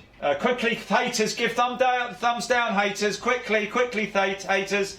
There they are. Look, too. Yeah. Come on, haters, come on. Take a look at this image. Someone changed their mind. Come on, mate, get it right. Someone's accidentally hit the down one, haven't they? So he's all on his own. Look, that one on his own. Look, or her, of course. Who knows? Here we go. Question to follow. Here we go. Are we on it, Julie? Okay. Question 15 of 30. Here we go. You've just seen that picture. Name the airline. Look at your phone or look at your device. Name the airline. Is it Austrian, Turkish, Qantas, or Air Arabia? Austrian Airlines, Turkish Airlines, Qantas, or Air Arabia? Quite a few of you will see that piece on the fuselage that will give it away for a lot of people who are regulars on Big Jet TV, who we see that aircraft quite regularly. And funny enough, that's not it going out now, is it? That's a 777 going out. Oh, what is that? Oh, Qatar going out. Okay, so you got 11 seconds. I could have pulled the camera out there. Could have got that, GP. But we would have had to have... no, you would have got it. We would have got it. Okay, well, there we go. The airline is Turkish Airlines, of course. Austrian, no. 29, no. And Qantas, no. Austrian, no. And Air Arabia. I can understand some people, obviously, because they are quite similar in some ways. The red on the tail, of course, for all three of those airlines. But of course, it's that if you watch regularly, you'll know the it's like identifying so many different things, of course. You got it right. Here we go, and there it is, folks. There it is in all its glory. That beautiful Turkish 777, which we see going out regularly here from Big Jet TV on Garden Cam. I think it's in the morning it goes out. Oh, look, he's got his one down. Look, he's got his one thumb down. Look, well done, mate. Probably got a very small willy, I'd imagine. Oh, look, two. Oh, no, he's taking it away now. Look, he's scared. Look, he's scared. Look. Don't worry, man. You're all right. You're all right. Oh, look, he's gone down. Oh, no, he has. Oh, yes, he has. No. Yeah. Okay, so there we go. Yeah, I think that's fun. I think that might be banter, actually. Yeah, that might be banter with the ups and downs, but there we go. Okay, I think the real hater has gone off with his tail between his legs and gone to do something which is on his own. Poor fella. Okay, let's go. Leaderboard. Here we go, folks. Leaderboard. Everyone's doing it now. Look, brilliant. Okay, Ian, okay, so here we go. Let me just do this old Heath Robinson style. Round 2, Ian Cumming was in second place in round 2. Ryan Wilson, they've switched places, man. Planes for life. He's still in third place. Oliver Wilkerman, he's made it up to fourth place from sixth place. James in Yeg, he's from seventh up to fifth. Antoniov 255 Evoria. Wow, where did you come from? And EGCC, I think that's Wayne, right there in seventh place. So I've got to write these down. It's time to hammer the keyboard again. Sorry, folks. It's only because I'm on here and it's not the keyboard that's getting smashed to pieces. Although it is. Or should I do it all like?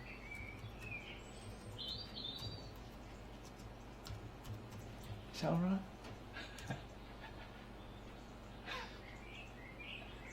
Is it?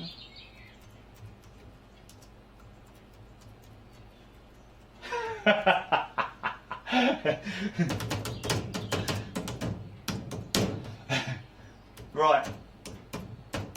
Can you make your name a bit easier, Antoniov, please? Because I can't. I'm just going to put. Okay, so there we go. Well done, Ian Cumming and Ryan Wilson. Switching places there, Ian Cumming. Look at that. Look at that. Look at that. Look at the difference. Oh, my goodness me. Three points between the top three. Wow. Wow, yeah. And then it's, Oliver Wilkerman. And they're fourth and fifth place, not that far. And also sixth place. So it's all to play for. It's all about answering one quick, innit? Look at the question, get it in your head, know the answer in your head before you see it, and then bang, got to get in there. I always remember winning a competition at Mazda, believe it or not, Mazda cars in South Africa, just because I'd done my own work. But anyway, there we go. So let's just have a little look down here. Tommy Ernst is in eighth place. He's up there. He's still there. Odette in ninth. Aviation 747, Davis Court, Emmy and Roulard, Dot Cotton Dentures, brilliant. Alex D, you get that visualisation in your mind, didn't you, when you say Dot Cotton Dentures? Alex D, Dane Grayson is there, London Heathrow, Karina Andrea, Mark Eyre, Thomas von Hagro, Frankie, David Edwards, Ziggy, Tom Smith, Callum. Callum, is that Callum Hodgson, Jenny Tolls, Kerry Fino, GBF 514, GBF 14, sorry. Harrison Asiana is there in 27th. Matty Tate. Oh, who's that? Who's that? Oh, okay. Brilliant. Oh, yes, it's Harrison's. It was Harrison loves it. Harrison, how you doing, mate? He loved it. He absolutely loved it last week. Best day of his life, he said. But they're in 27th place. So come on, son. Matty Tate, Frost, Jas, Hartley, Panorama Guy, A330 fan, D-Mac. How are we all doing there? Okay, GP, let's go back. Oh, tea break, yeah. Okay. Should we put some music on here? I've got a track here which is 9 minutes long, and I think it might be this one here.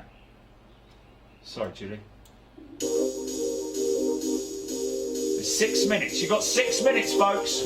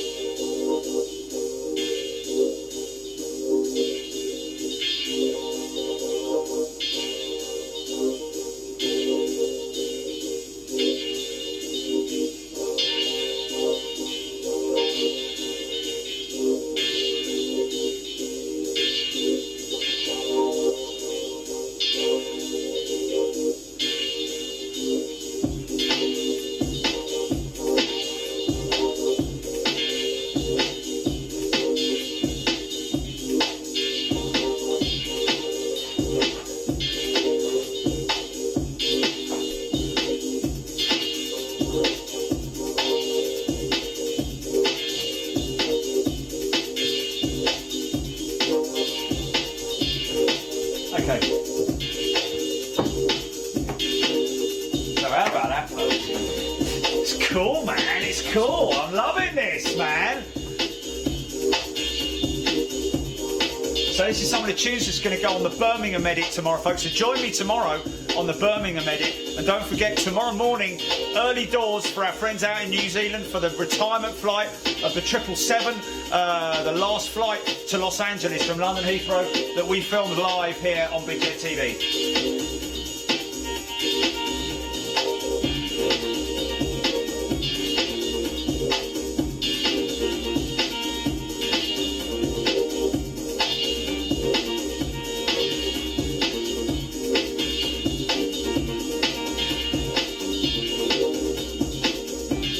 I did say 6 minutes, so let's run this out for 6.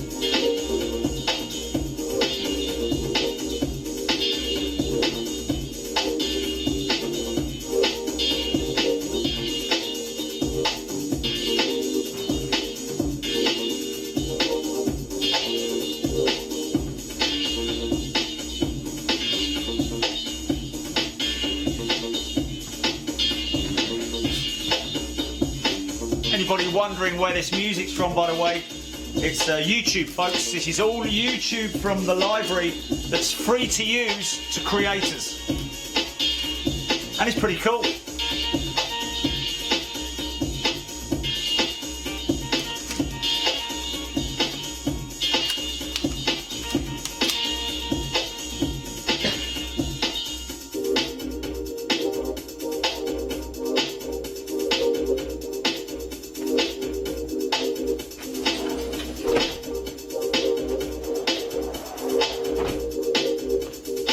New member, 2 new members. Andy Duncan, oh, he's come back because he's still got his stripe.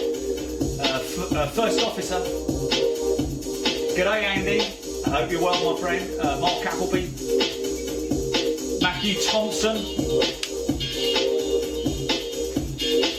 Oh, where's he on? What channel's he on? We got a furloughed 330 pilot on with us, folks. Matthew Thomas, g'day Matthew Thomas, furloughed 330 pilot doing quiz with my plane crazy 10-year-old.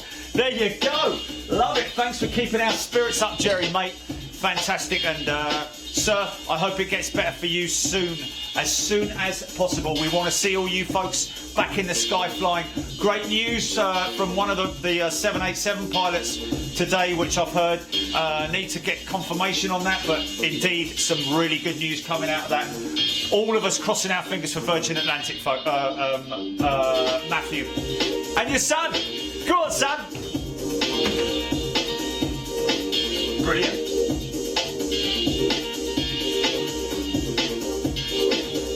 Oh, Mark Adams is 105th. A330 fan. Alaska Airlines.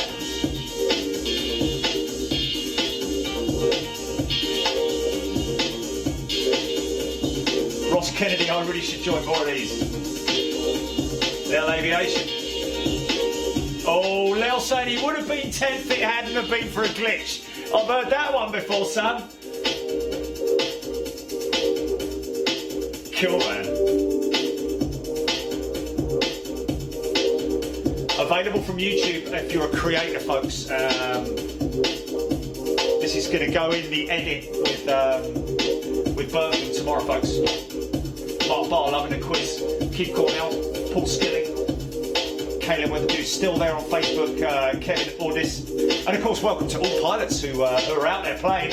You know your stuff. Hope I'm getting it right, by the way. Oh, blimey, Matthew, maybe was I right on the was I right on the lift for the spoilers? Because I know there are ground spoilers as well. Palmet, welcome to economy, Palmet. Okay, we're going to be coming on to the next round of questions, folks.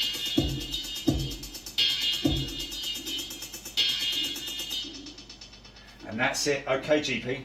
That's pretty cool. Let's get on with the quiz. And the next one is question, I think, 16, isn't it?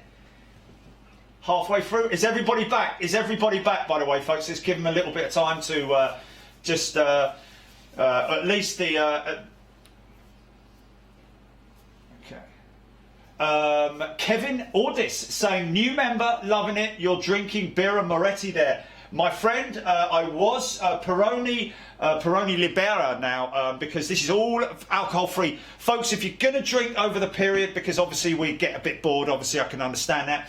But trust me, man, I used to drink quite a lot, but I don't drink alcohol anymore. As a you know, I might have a pint with me mates after golf or something like that. But in general, this stuff of alcohol free is the best gear you can possibly want, because you can drink as much of it as you like, and it is good tasting, nice and cold and crisp. But there are some great beers available from Sainsbury's or Tesco's or wherever.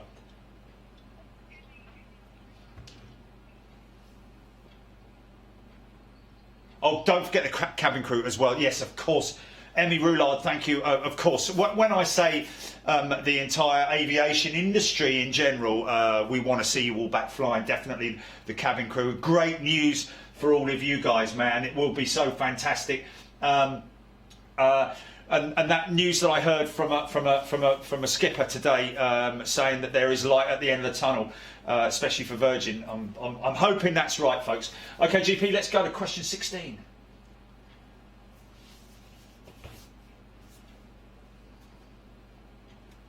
Question 16 of 36. Okay, let's just put the little thing thongs on, shall we? What is the technical name given to removable cover on a jet engine? Think about this one, folks. What is the technical name given to the removable cover on a jet engine? Is it the cowling, the nacelle or nacelle, slider panel or engine panelling? Again, it's one of those ones I had to research, folks, because I've been on an operation with Cargologic, funny enough, and they were carrying some engine nacelles they were carrying engine nacelles for Q400s, quite interestingly, over to Atlanta, I think it was. That's on our YouTube channel. But is it cowling, nacelle, slider panel or engine panelling? What is the technical name given to the removable cover on a jet engine? So that's the sort of like, you know, let's just turn it around a little bit.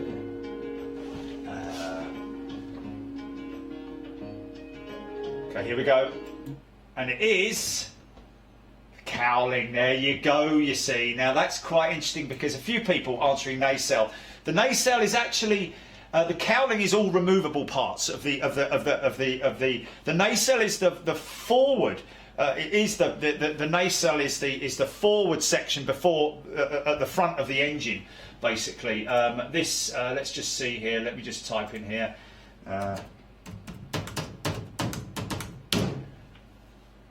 So as you can see here, so this is the nacelle, the front leading section here, but there are, oh, you can't really see that. It is the inlet basically. The nacelle is actually the inlet section of the engine, but the cowlings are the parts that are at the back which come up. There is then the slider section, or the part that controls or houses the clamshells, the reversers on Trent 7s, 700s, for example, or the slider section, which is a movable part. But the cowls are basically the two parts that sort of like lift up for inspection while she's sitting on the let's just have a look here. Like, you've got that picture there. You see the cowl there. This is the slider panel that will slide back for reverse, and here's the engine nacelle at the front there. But anyway, lots of people getting it right. 236 people saying cowling, and indeed it is. Outer shell, Lee Davis, thank you. So there we go. Question number 17, please, GP. Boom, ba, ba, boop, ba, ba, boop. Oh, take a look at this now, and tell me what it is. Sorry, I'm not going to do that anymore. Okay, what aircraft is that, folks? I can't give you any clues, but her engines are running, number one, and we see this a lot on Big Jet TV. Have seen a lot of it on Big Jet TV, should I say. What aircraft is that? It's all about speed, this one. Ready? Go. 757, 767 or 787? Now, you know, there are ways to tell. There are ways to tell, folks. In the aircraft recognition stuff, we haven't actually done the 767, but we've got to jump on that at some point quite soon, folks. Maybe Sunday, I don't know, because the models have got to go back because poor old Paul has nearly he's nearly sold them all out. But is that a 757, a 767, or a 787? And we'll I'll tell you the sort of like telltale signs of that versus the 757 right at the end of this question. Jane Alder has missed it, was washing up. Oh, sorry, Jane. I hope that hasn't affected your position. Rich Torb is watching. Rich Torb, American A330 captain, RT, who we of course met in Boston. Great to see you there, my friend. One other question. Here we go. Time's up. It was indeed a 767. 216 people answering that correctly. And of course, are you going to run the picture again, Jenny? Because I tell you what, you don't have to, because I've actually got the picture. It's fine. It's fine. I think I've got. Oh, there's the kittens. Hold on a minute. Where's the? Hold on a minute. Where's the kittens? There's the kittens. Look, all asleep. Look. No, that's old matey. Oh, okay. That's the A3. Okay, but anyway, there we go, folks. It is, of course, a Boeing 767 undercarriage, and tubularness of the fuselage. Quite. If we look at this, if we go 757 head-on shot. Okay, here we go. Look, there's your 757. Okay, so. There you can see she's thinner, she's narrower, sorry, a narrower body, but also these big, tall, spindly undercarriages. Have I gone green or something? Have I gone green in the picture here? I mean, you won't like me when I'm angry.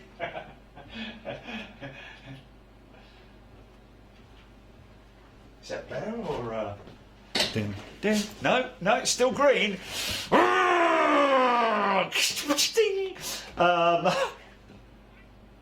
Frank's back. Anyway, indeed, it was 767, Boeing 767, of course, folks. 216 people getting that right. 50 people saying 757, but that's a 757 there. And you can see our head on. The picture's a little bit dodged there. Let's just have a look at this TUI one here. That's a bit better, isn't it? Or have we got to go all the way to... oh dear, oh dear. Oh, here we go, look. Let's see this. There you go, look. So look, big spindly undercarriage there, look. And just a narrower body. Nice big tall tail on her. Engines aren't really that much giveaway because you can have same engine type on a 757 as a 767. But basically, generally, look at them big, spindly, daddy long legs undercarriage, and of course the narrowness of the fuselage. Okay, question 18, please, GP.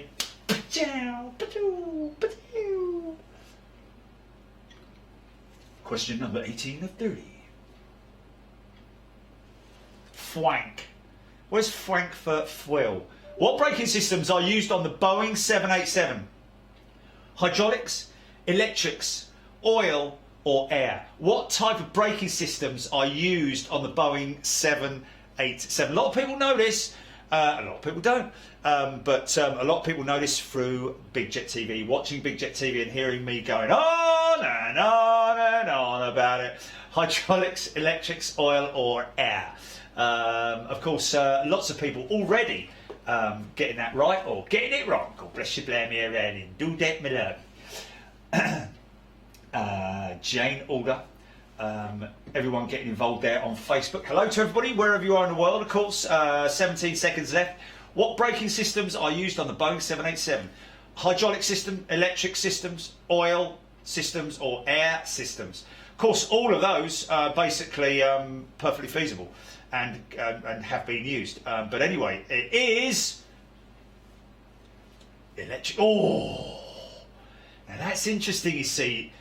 I'm surprised at that. 134 people getting it right. It is an electrical braking system on the Boeing 787. So basically, everything from the foot pedal all the way down to the pumps on the calipers is all electrically delivered. Electric pulses. A bit like a car, modern day car, folks. You know, it's all electrical braking. Of course, the caliper itself and the piston is a hydraulic part, but the electric system powers a pump.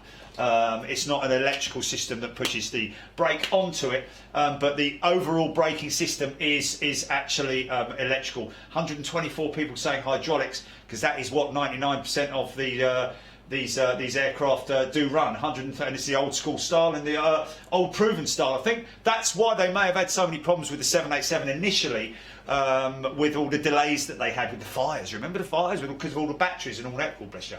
And of course, the electric windows as well, in terms of the electric dimming on them. That's a lot of electrical power and a lot of juggling about with with systems to make everything work together. So great job what Boeing have done with that. Oh, sorry about that. Question 19 of 30.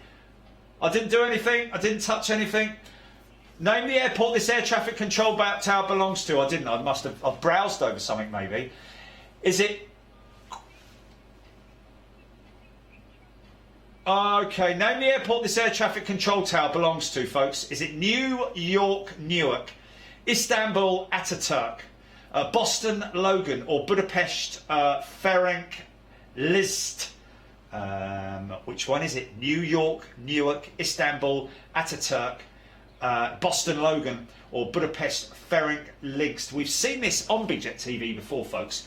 Name the air traffic control building that this belongs to. The airport that this ATC belongs to.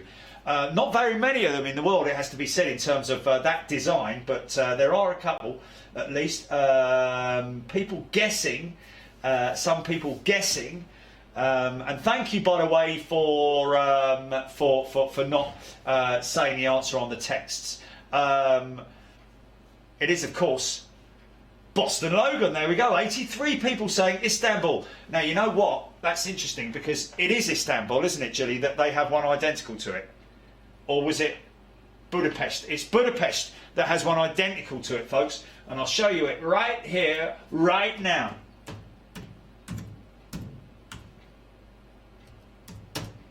Budapest control tower. There it is. Dun, dun, dun, dun. There it is, folks. See? Can you see that? Can you see it? On flicker. There it is. Very, very much like the control tower. It's crazy, isn't it? It looks like it wants to go walking across the like a big robot. Yeah? No, you had to be there, I guess. But 111 people correctly answering Boston, Logan. 83 people saying Istanbul. 44 saying New York, and 44 people saying Budapest as well. So I'm surprised that's not the other way around, actually. But there we go. Congratulations if you got that right. We're going to question 20 now. This is the last question before the next round, the leaderboard.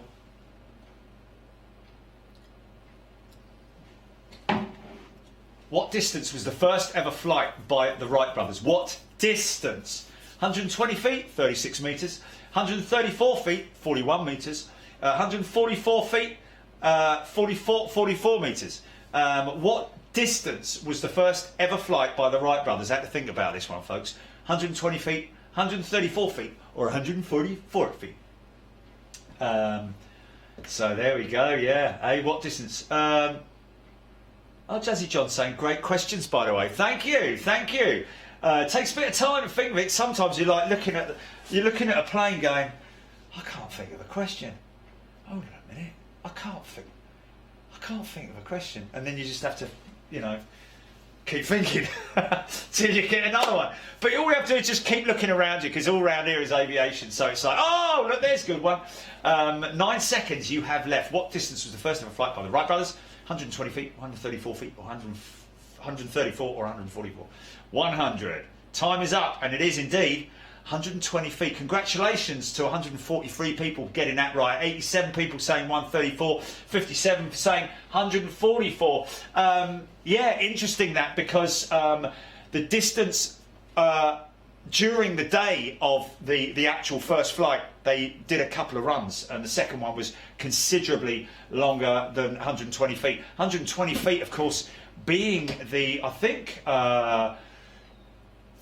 shorter than a Boeing 777, 300, I think. Let's just have a look at that.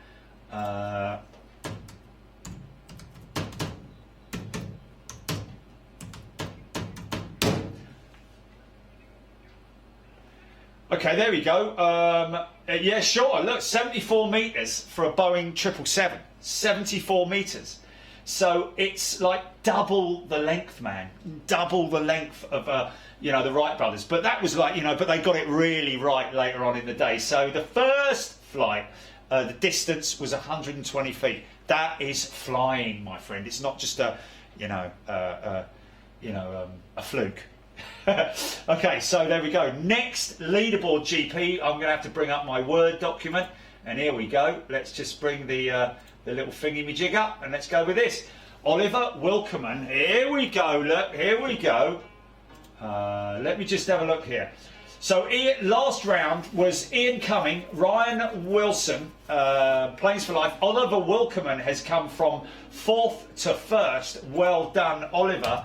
Ian Cumming is still there. Planes for Life is still there. Antoniov is still there. James Inyeg, Dane Grayson, and Aaron P. Aaron P has come from nowhere. Let me just put these in here. Hold on a minute, because I obviously have to do this, otherwise. Brilliant, man. Oliver Wilkerman, Ian Cumming. He was in first place. They keep switching places, didn't they? I know it was Ryan Wilson, wasn't it?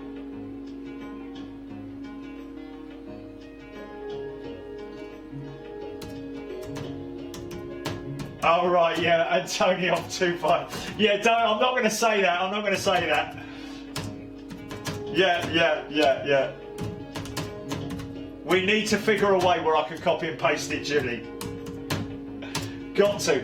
Okay, well done to you guys. So the last round, let's just put the last round up here. I can put that on there. Look.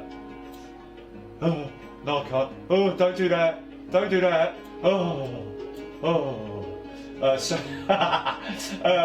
yeah, easy, son. Like, error. So I'm just looking at the results here, and it's great. It's all in. Everyone's in there. Let's just have a little look here. Davis Dorr, Mark Cunnington, Richard F, Scooby, Thomas Van Hagenau, he's always been there, Alex D, David Edwards, Tommy Ernst in 15th. I think, what's going on, Tomo? Mark Hare, right, mind you, Tommy Ernst sort of like, he just hung around there in the last week, didn't he? And then all of a sudden, bang! Mark Hare, Ryan Wilson, Emmy and Tony Roulard. Good to see you guys here. Who else have we got? A330 fan there, Kerry Fino. Oh, question 21 of 30. Sorry, I didn't touch anything. No. Name this aircraft, folks. Name this aircraft. Take a look at this image.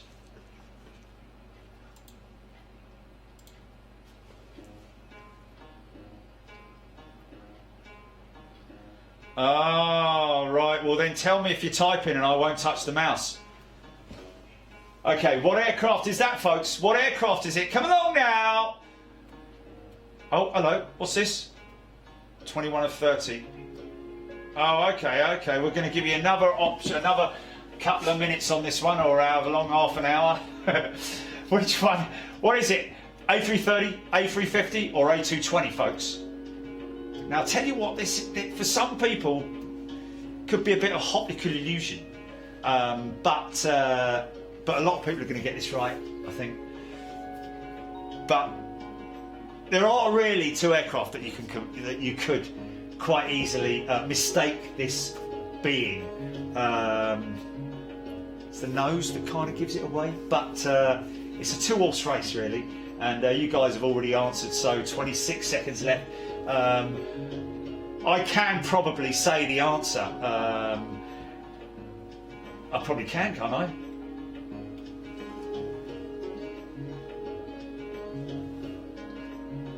Dave Bisbee saying I'm as slow as the lava lamp. 2.11 seconds for Sam Beck. Where are you, Sam? Where are you? So beautiful, doesn't count. There it is. It is indeed the A220, folks. Most people getting that right. The size could give it away because of the angle of the picture, but it's a beautiful, beautiful aircraft. You all know about that aircraft being my favourite single-aisle aircraft. Let's get that E2 E-Jet back in the firing line so we can go filming it. It was indeed the A220, folks, with Air Canada. And that bandit livery, or they call it the trash can. Was it the trash can? Was it Jilly? The trash panda. Trash panda, that's it. With the yeah, like a panda. So there we go. Let's go. Next question then, please, GP. Number 22. Question 22 of 30. 5, 4, look at your phone quickly. In the 26 code NATO phonetic word alphabet, what is the letter O? Is it oboe, orange, or Oscar? In the 26 code NATO phonetic word alphabet, what is the letter O? I had to really dig deep on how to word the question on this one, but it is indeed the phonetic word alphabet. What is the letter O? What does it stand for? So we've got Alpha, Bravo, Charlie, Delta, Echo, Foxtrot, all that kind of stuff. But what is O? What does O stand for? Is it oboe, orange, or Oscar? And again, well, two of them were used in a war, back in a war, for Lancaster pilots, and you know. Okay, John, this is Tao. Tao, can you hear me? We've got an injured. This is Ofa Obo. We've got a problem, but it's not anymore. Oscar, indeed it is. Oscar, correctly answered by 267 people there. O for Oboe and O for Orange were used back in the war. on the bombers. Yeah, they didn't have the phonetic word alphabet. It was like A for apple, B for brother. You know, I think E was. I think E might have been Echo actually at that point, way back in the war. But anyway, congratulations, 267 people answering that correctly for number 22. Okay, go to question 23, please, GP. Bish bosh bash. Question 23 of 30. What is the main colour used on the Thunderbirds display team of the United States of America? Now, do you remember this one, folks? The other night we saw it. Is it blue, white or black? What is the main colour used on the Thunderbirds display team, on their aircraft, that is, of course? What is the main colour used on the Thunderbirds display team of the US? Is it blue, white or black? I wonder how many people have gone, oh, hold on a minute, I need to think about this. And they've gone big, big, big, big, big, big. So let's just have a tick. Oh, look at that. Parliament getting it in 2.27 seconds. 1.69 seconds for Simon Webb. If he said the Greek alphabet, I would have gotten it a lot faster, say than Mike say. US Travels Agents, 98 points, 1.69. Damn it, Richard Faulkner hit the wrong button. Go! Has he just looked it up on Google or what? Karen saying she got that right. She thinks Ian Cumming.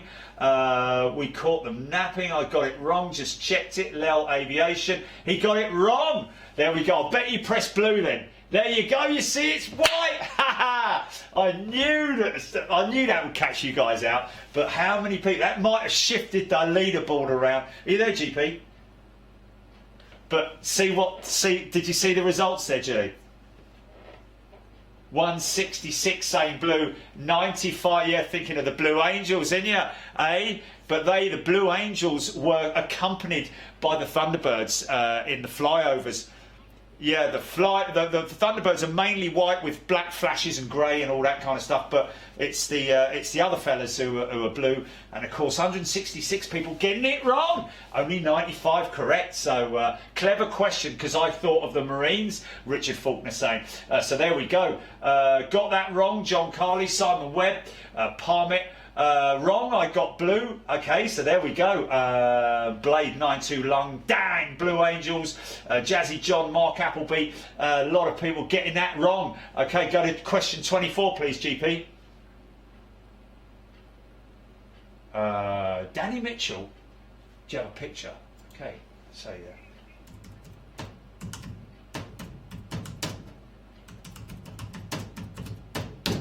What does MTOW stand for, folks? Maximum taxiing out weight, maximum takeoff weight, or maximum tariff of weight? There's your question right there. Maximum MTOW. What does it mean? Maximum taxiing out weight, maximum takeoff weight, or maximum tariff of weight? If you've already answered the questions, I'm just going to show you here on that screen there, folks. There is the Thunderbirds, as you can quite clearly see there, hopefully. Oh look, we're getting a little video.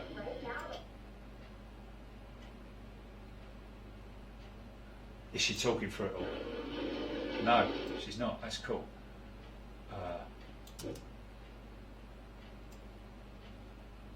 Yeah, I didn't really want that. I kind of wanted the image. But anyway, as you can see, it's all white. White! Time's up, folks. Maximum takeoff weight. Yeah, no, I'm seeing. I've just realised that. Essential radio control as well. I'm not going over to that screen. 269 people answering correctly. Maximum takeoff weight. Maximum taxiing out weight is incorrect. Maximum tariff of weight. Of course, people answering that because they perhaps don't know. But anyway, yeah, indeed, the maximum takeoff weight, fuel, baggage, cargo, personnel, and of course passengers. The maximum takeoff weight that aircraft can to take off with. The maximum weight that aircraft can take off with. Of course, they never like to get near to that weight because obviously other factors may come into question here in terms of weather conditions, winds, and all that sort of thing. We were on an aircraft going to Seattle, going from Seattle down to San Francisco on the last trip out to America. That's shift a load of people out from the back towards the front, because the centre of gravity was all cock a hoop, because there was hardly anyone on the plane. So they had to bring a load of people forward and reposition them in their seats so they get the centre of gravity right on the aircraft. Otherwise, we have seen them go like that sometimes when they're loaded up at the back first. Seen a couple of MD-11s on their arse like that before, which is not fun at all, I'd imagine. Can you imagine what it comes down like? Bang! When they start taking, how are they going to take it out? Anyway, whatever. It is indeed maximum take-off weight. Question number 25, please, Julie. Thank you. There we go. Take a look at this image. Okay, have a look. Have a look.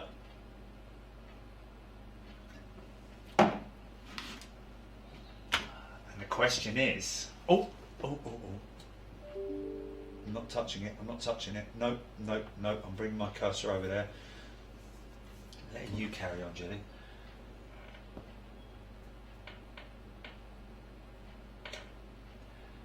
Question 25 of 30. Here we go. Chris Plain Mad Web. Thank you.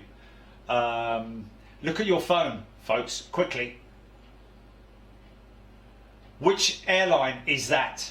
Is it All Nippon Airways, Vietnam Airlines, or Royal Brunei? All Nippon Airways, Vietnam Airlines, or Royal Brunei. We will be showing a full-sized image right after the question. Lovely boy, lovely boy. Which airline is that? The nose of. Mate, if you were hanging around earlier on, folks, you might have seen something very special today. It was one of this airline, their A350-900 going out of Heathrow. Never seen before at Heathrow. We caught it live on Garden Cam, like we did the lightning strike yesterday. Thunderstruck! Kerry Fino saying the most beautiful livery in her opinion. Emmy Roulard, Scott Cowell, 3.6, 2.03, Alan Ferguson. Cheers, Alan. Scotty Tarpley, 2.95. Chris Mayer, Plain. Here we go. It is Vietnam Airlines. All Nippon Airways. No, it's not. Royal Brunei. No, it's not. Royal Brunei being brown, of course, and All Nippon Airways white with blue livery. But Vietnam, of course, being that very unique sort of like all fuselage. Complete fuselage, and there she is, and doesn't she look beautiful? And there is the 350. That is the A350, and that's at Toulouse. Look, without any engines on her. That may even be the one we saw today, folks. You never know. We don't know that for sure, but that's one off the internet. But anyway, congratulations if you got that right.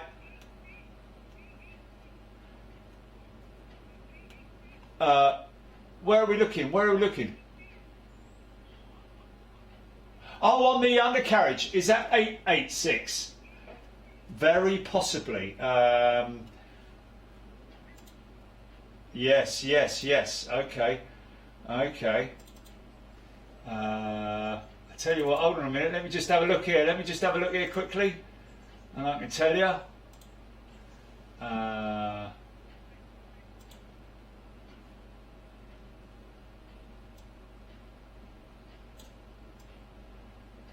It is 886, yeah, it is 886.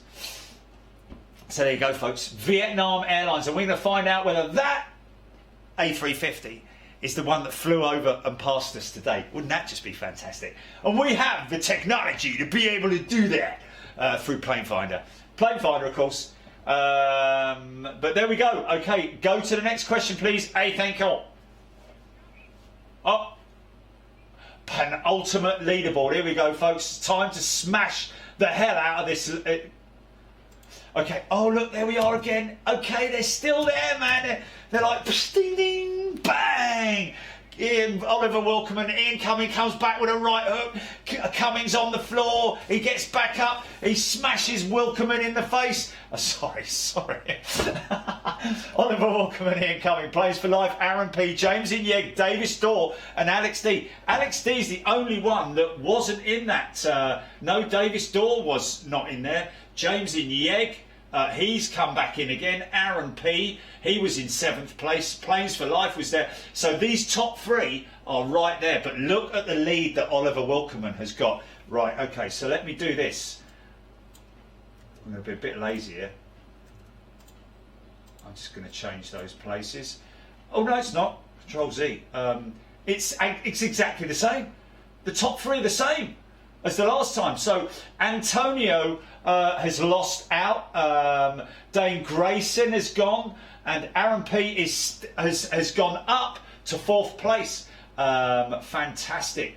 Let's just have a go here and do that, and then do that. Oh, wasn't it? Okay, all right. Okay, I'm just doing this, folks. And it was Aaron P. I can write it quicker, for crying out loud.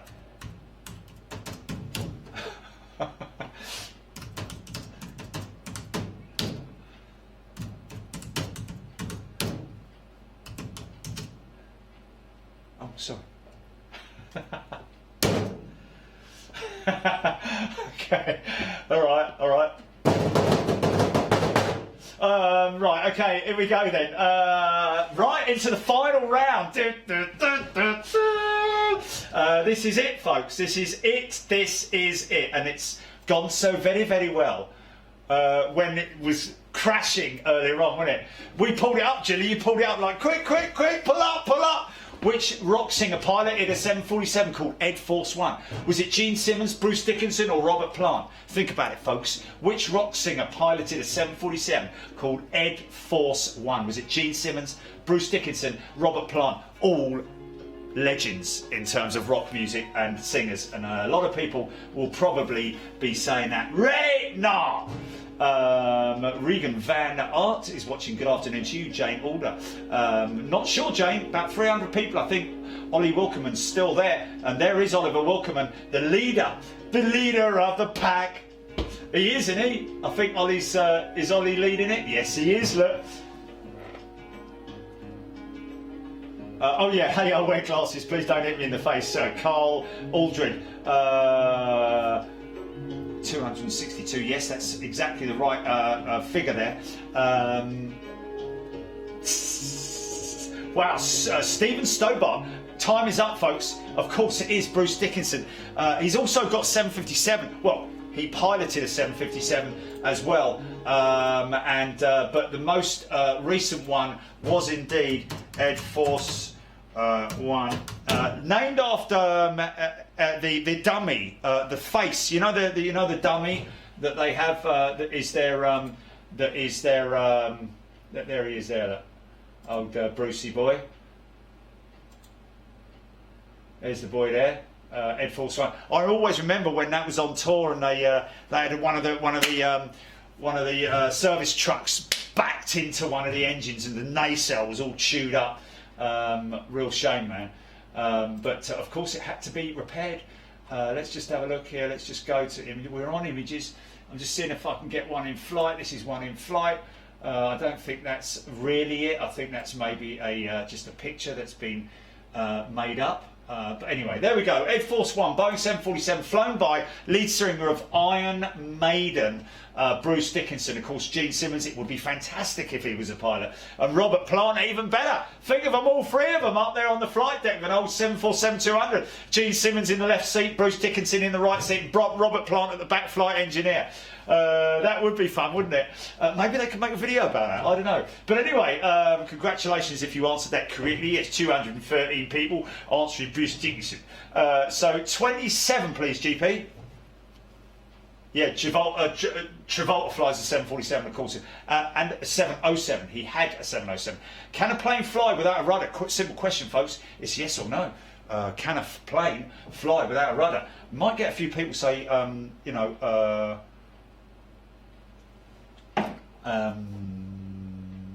that it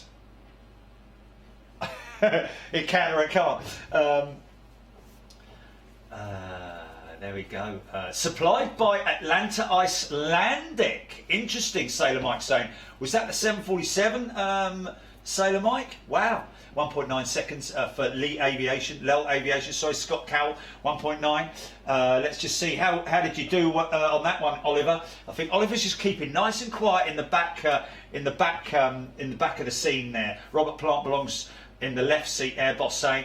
Karen Corcoran got it right. Odette Stevens, Led Zeppelin had their own plane, but don't think any of the band were the pilots of Starship, I believe. Wow, yes, Odette. Quite a few of them back in the day did as well. Craig Whitmore is in the house. Time is up, and that's interesting. Why would people say that you can without a rudder? You know what? I might have screwed up here, because I've just thought of that plane with those winglets at the back that doesn't have a rudder. I think I got one wrong, Dad. I think I got one wrong. Oh no. Okay, let's just Google it.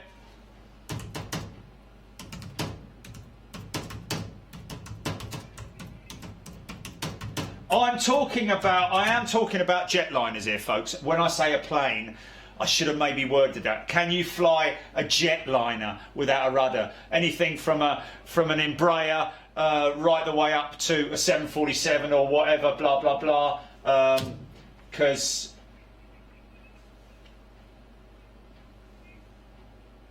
that's what I'm saying. I'm saying it maybe was, yes, but a plane.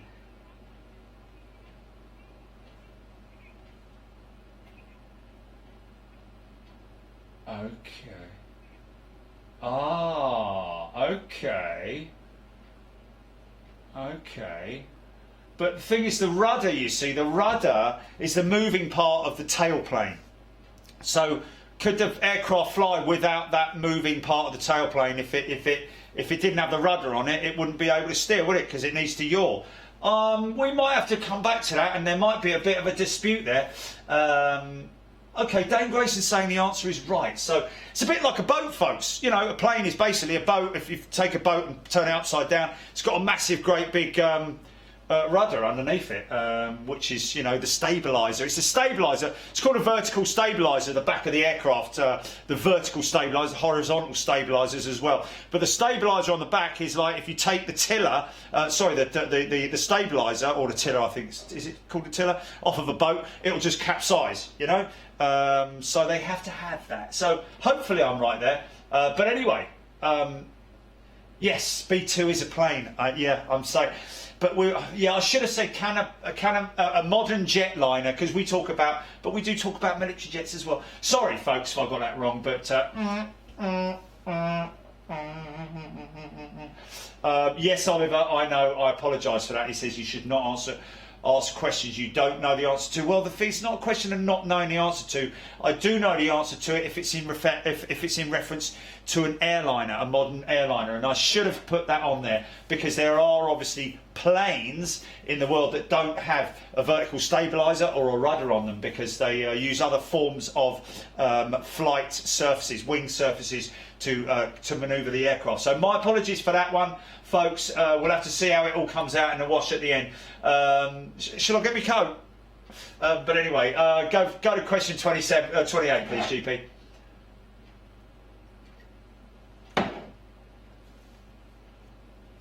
Okay, take a look at this picture. Okay, we want to know. Don't worry, all good fun, TCC saying. Japan 747. Did fly but could not land. Well, Stephen, it had part of its vertical stabiliser. Not all of it blew off. Well, actually, it did, more or less all of it. You're absolutely right. But yeah, he had to control the aircraft using the engines and whatever hydraulic power he had left, which was very, very little. So he basically did everything on the engines, climbed and then let off, and then it was just a horrible scenario, you know. Thank you. Parliament saying no. Question 28 of 30. Okay, you saw that aircraft there. Name the aircraft. Look at your phone. Okay, what is it, folks? What is it? Is it an Airbus A340-300, 340-500, or a 340-600? I think I might have got that wrong in terms of the because there isn't a 300. It's a 200, isn't it? Yeah, there we are. A340-300 reached 63.7 Yeah, A340 300. Sorry, sometimes you get a little bit confused. A340 500 or A340 600, folks.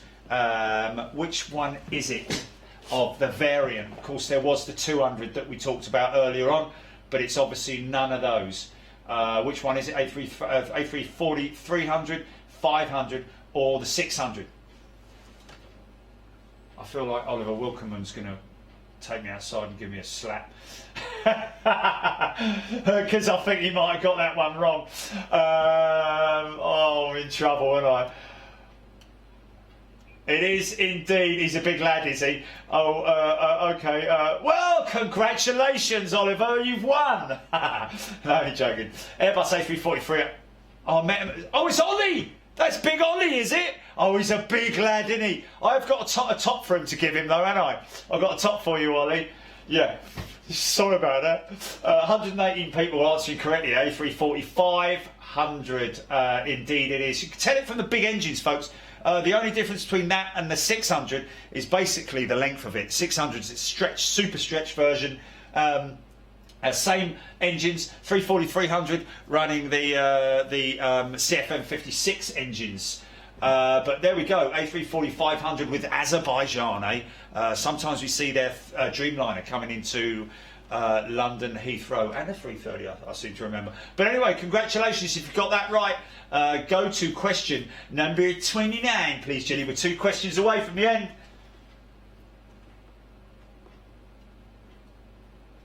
Question 29 of 30. Here we go, folks. What year did the A380 development aircraft first fly?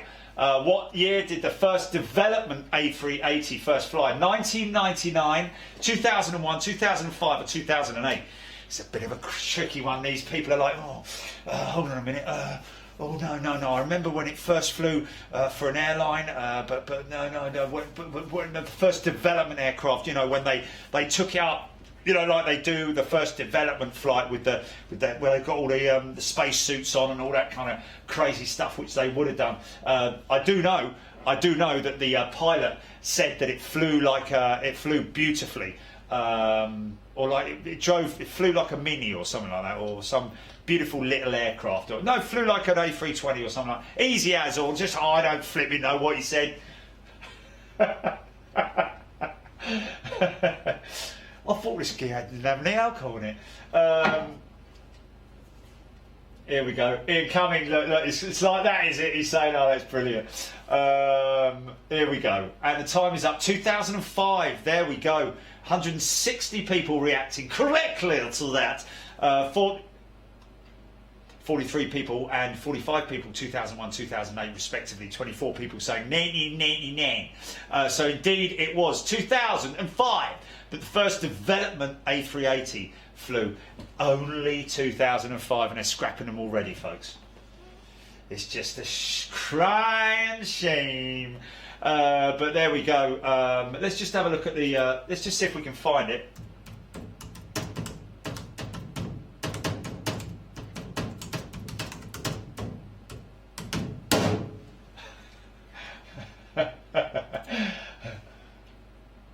Sit here, April 20, 2005. Here we go.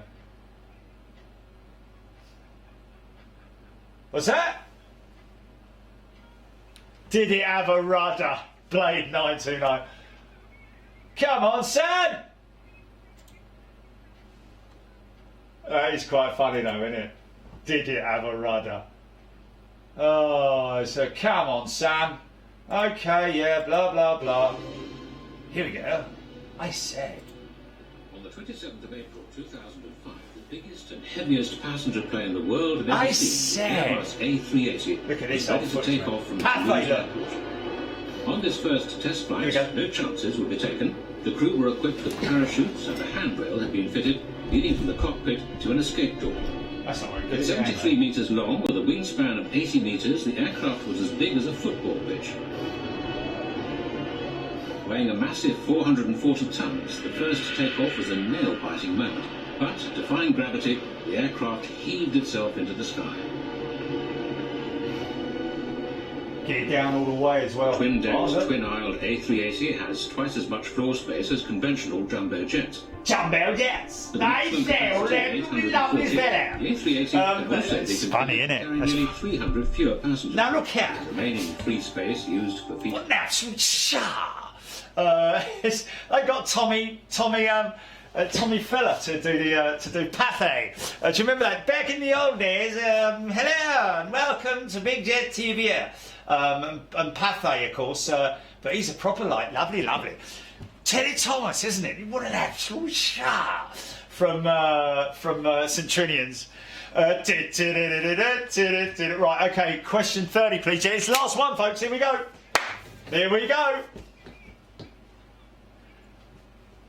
Is it going to be? Here we go. I'm going to get a big boxing glove. Come straight through the phone in a minute which physical factor makes an aircraft turn? Look at this one. Which physical factor makes an aircraft turn? Horizontal component of lift, centrifugal force, vertical component of lift, or gravity? This one could be sorting the chickens out from the other whatever they are. Horizontal component of lift, centrifugal force, vertical component of lift, or gravity, folks. Which physical factor makes an aircraft turn? How many pilots are going to get it? Rich Taub, come on, Sam. Why aren't you in here? Oliver Wilkerman. Oh yeah, there we go. Oliver saying bogey gear has 2 axles on the 600 and only 1 on the 500. Wow, there we go. Ollie knows his stuff, doesn't he, eh? Perhaps we can get Ollie to come and sit here next week, and I can just go and do something else. How much air does the A380 replace? Don't know. Okay, so there we go. Horizontal component of lift, 119 people. It's just one of those ones you have to think about, of course. But 76 people saying vertical component of lift, but physical factor makes an aircraft turn. You know, turn, not climb or descend. Of course, descending and climbing would be the vertical. The horizontal component of lift makes it sort of like turn on its ailerons, basically. So that one's is sort of like doing that. And that's the yaw, the vertical component, which would obviously be the rudder, I'd imagine, that we're talking about there. But hope I've got that right. Order a new keyboard, Jerry, Jane, order saying, there we are, 3:30. Matthew Thomas saying, I'm a 3:30 pilot, hope I've got this right. Well, so do I. But there we are. Fantastic, folks. Well, here we go. It is here. It is just past 9 o'clock at night here, 2100 hours in the UK, which, and that is it. That's the end of the quiz.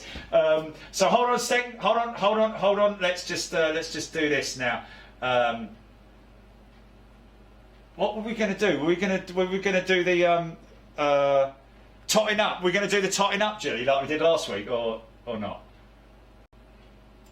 Oh, I can't. Okay. Are you ready for it? There we go. We're calculating the figures. So let's just have a look here. Right, in the last round, Ollie was. What's going on with my? Word document here? Don't like that, does it? Eh? Doesn't like that. It's got all. Yeah. Anyway. So Ollie Wilkerman, incoming Planes for Life. Aaron P, James in Yeg, and Davis Dorr and Alex D. Top 7 for the last round. So go for it, Jilly. I'm ready for. Here we go, folks. Who's won it? Oh, look at that! No, Ollie, where's he gone? Oh my God, no, that is amazing, man. Congratulations, Planes for Life, man. He was always there, 3rd place. Ian Cumming again in 2nd place. Odette in 3rd, look. No, equal 2nd. Odette equals 2nd. Claim your T-shirts, folks. Planes for Life, Ian Cumming and Odette Stevens. I think Ian hasn't been there before, has he, Gilly? No, he hasn't. So, guys, top 3 there. You can claim your T-shirts. I know. It's brilliant. Well done, Odette.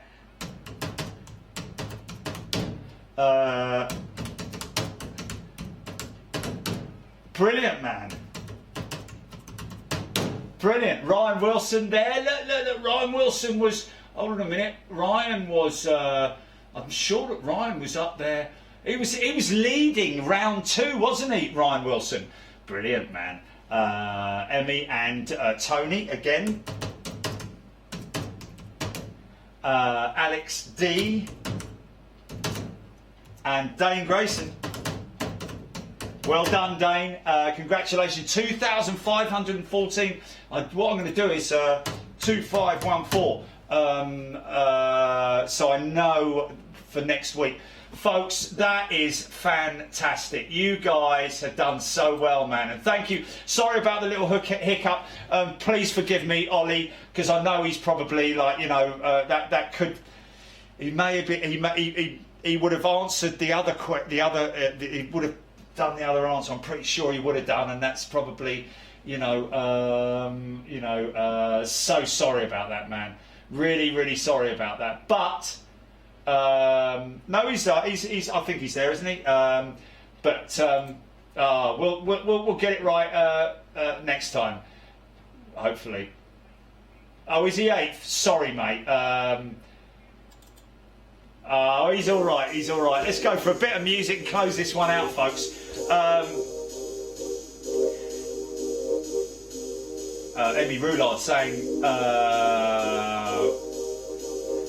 We get a t-shirt, it's the highest we'll ever be, 100, and you had on better run, end up in 28th place, A330 fan, Jazzy John, YouTube's going well, Ollie, thank you my friend, Lynn Keeble, I've got a jacket here for you, Ollie, which I've had for ages. It's a extra large a winter jacket, which I've got for you for the next time I bring it over, because it's somebody who couldn't take delivery of it.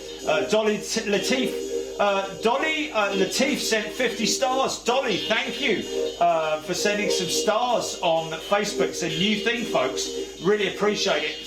Lynn Keeble, 225th. I'll take that. Caleb Weatherdew, 246th. Isn't bad. Oliver Wilkerman, thank you. He sucked on the last round. Well, was that one of those questions, folks? Malcolm Rouse, good day to you. Harvick the Scallions there. Jane, order a new keyboard. Of course I will do. Well, I won't actually. But anyway, Ollie, yeah, thank you for giving us the right answer. And, well, just adding the bogey wheels on the A340 600 and 500 differ as well. Really appreciate that. Need a couple of decks here, don't I? Wayne Williams, 51st, and happy with that. I went off a bit rudderless in the middle there. Simon went.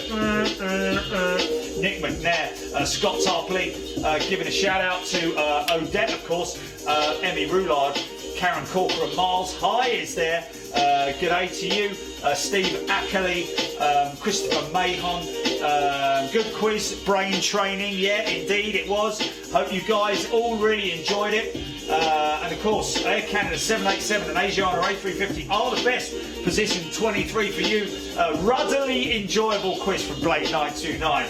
Fantastic. Sam Beck, 118th Sam.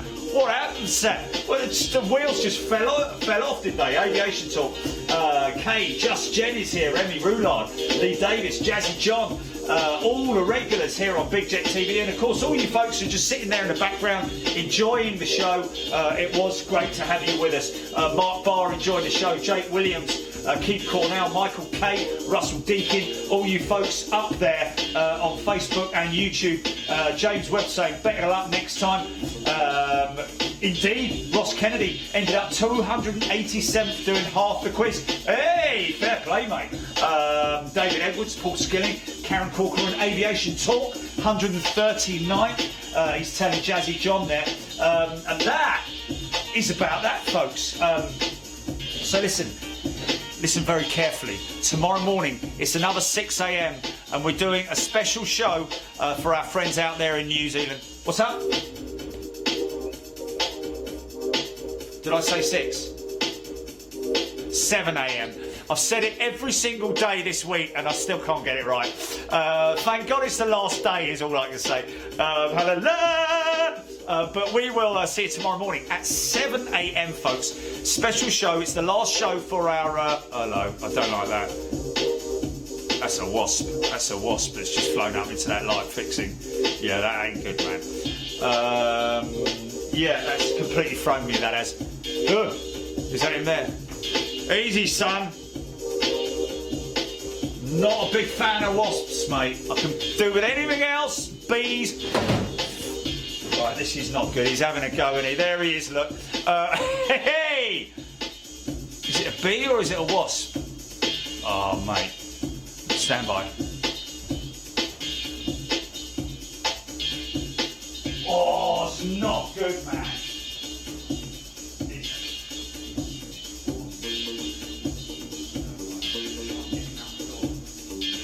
Right, let's try. Flipping, and he's flying at me, mate. He's flying at me.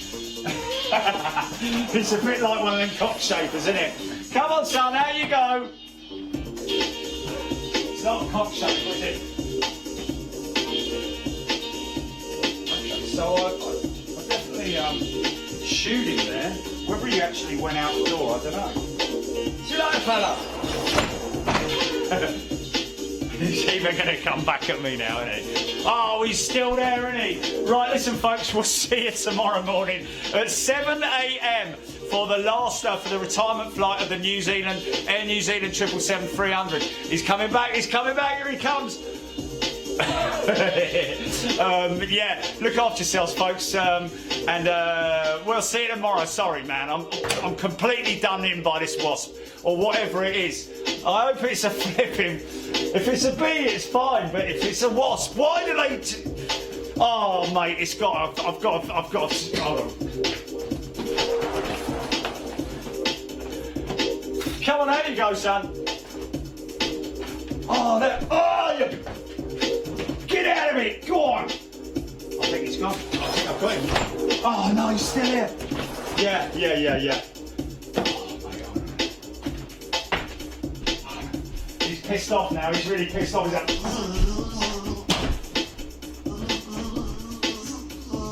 He's not happy, man. He's not happy. He's all over a shop. Oh man. Okay, Jenny, we're gonna have to go. We're gonna have to go, man, because he's not a happy bunny. Okay. Yeah, see you tomorrow morning, folks. Look after yourselves, and we will. We'll see you tomorrow morning, 7 a.m. for the Air New Zealand last ever flight out of London Heathrow with their 777, and yeah, we'll see you.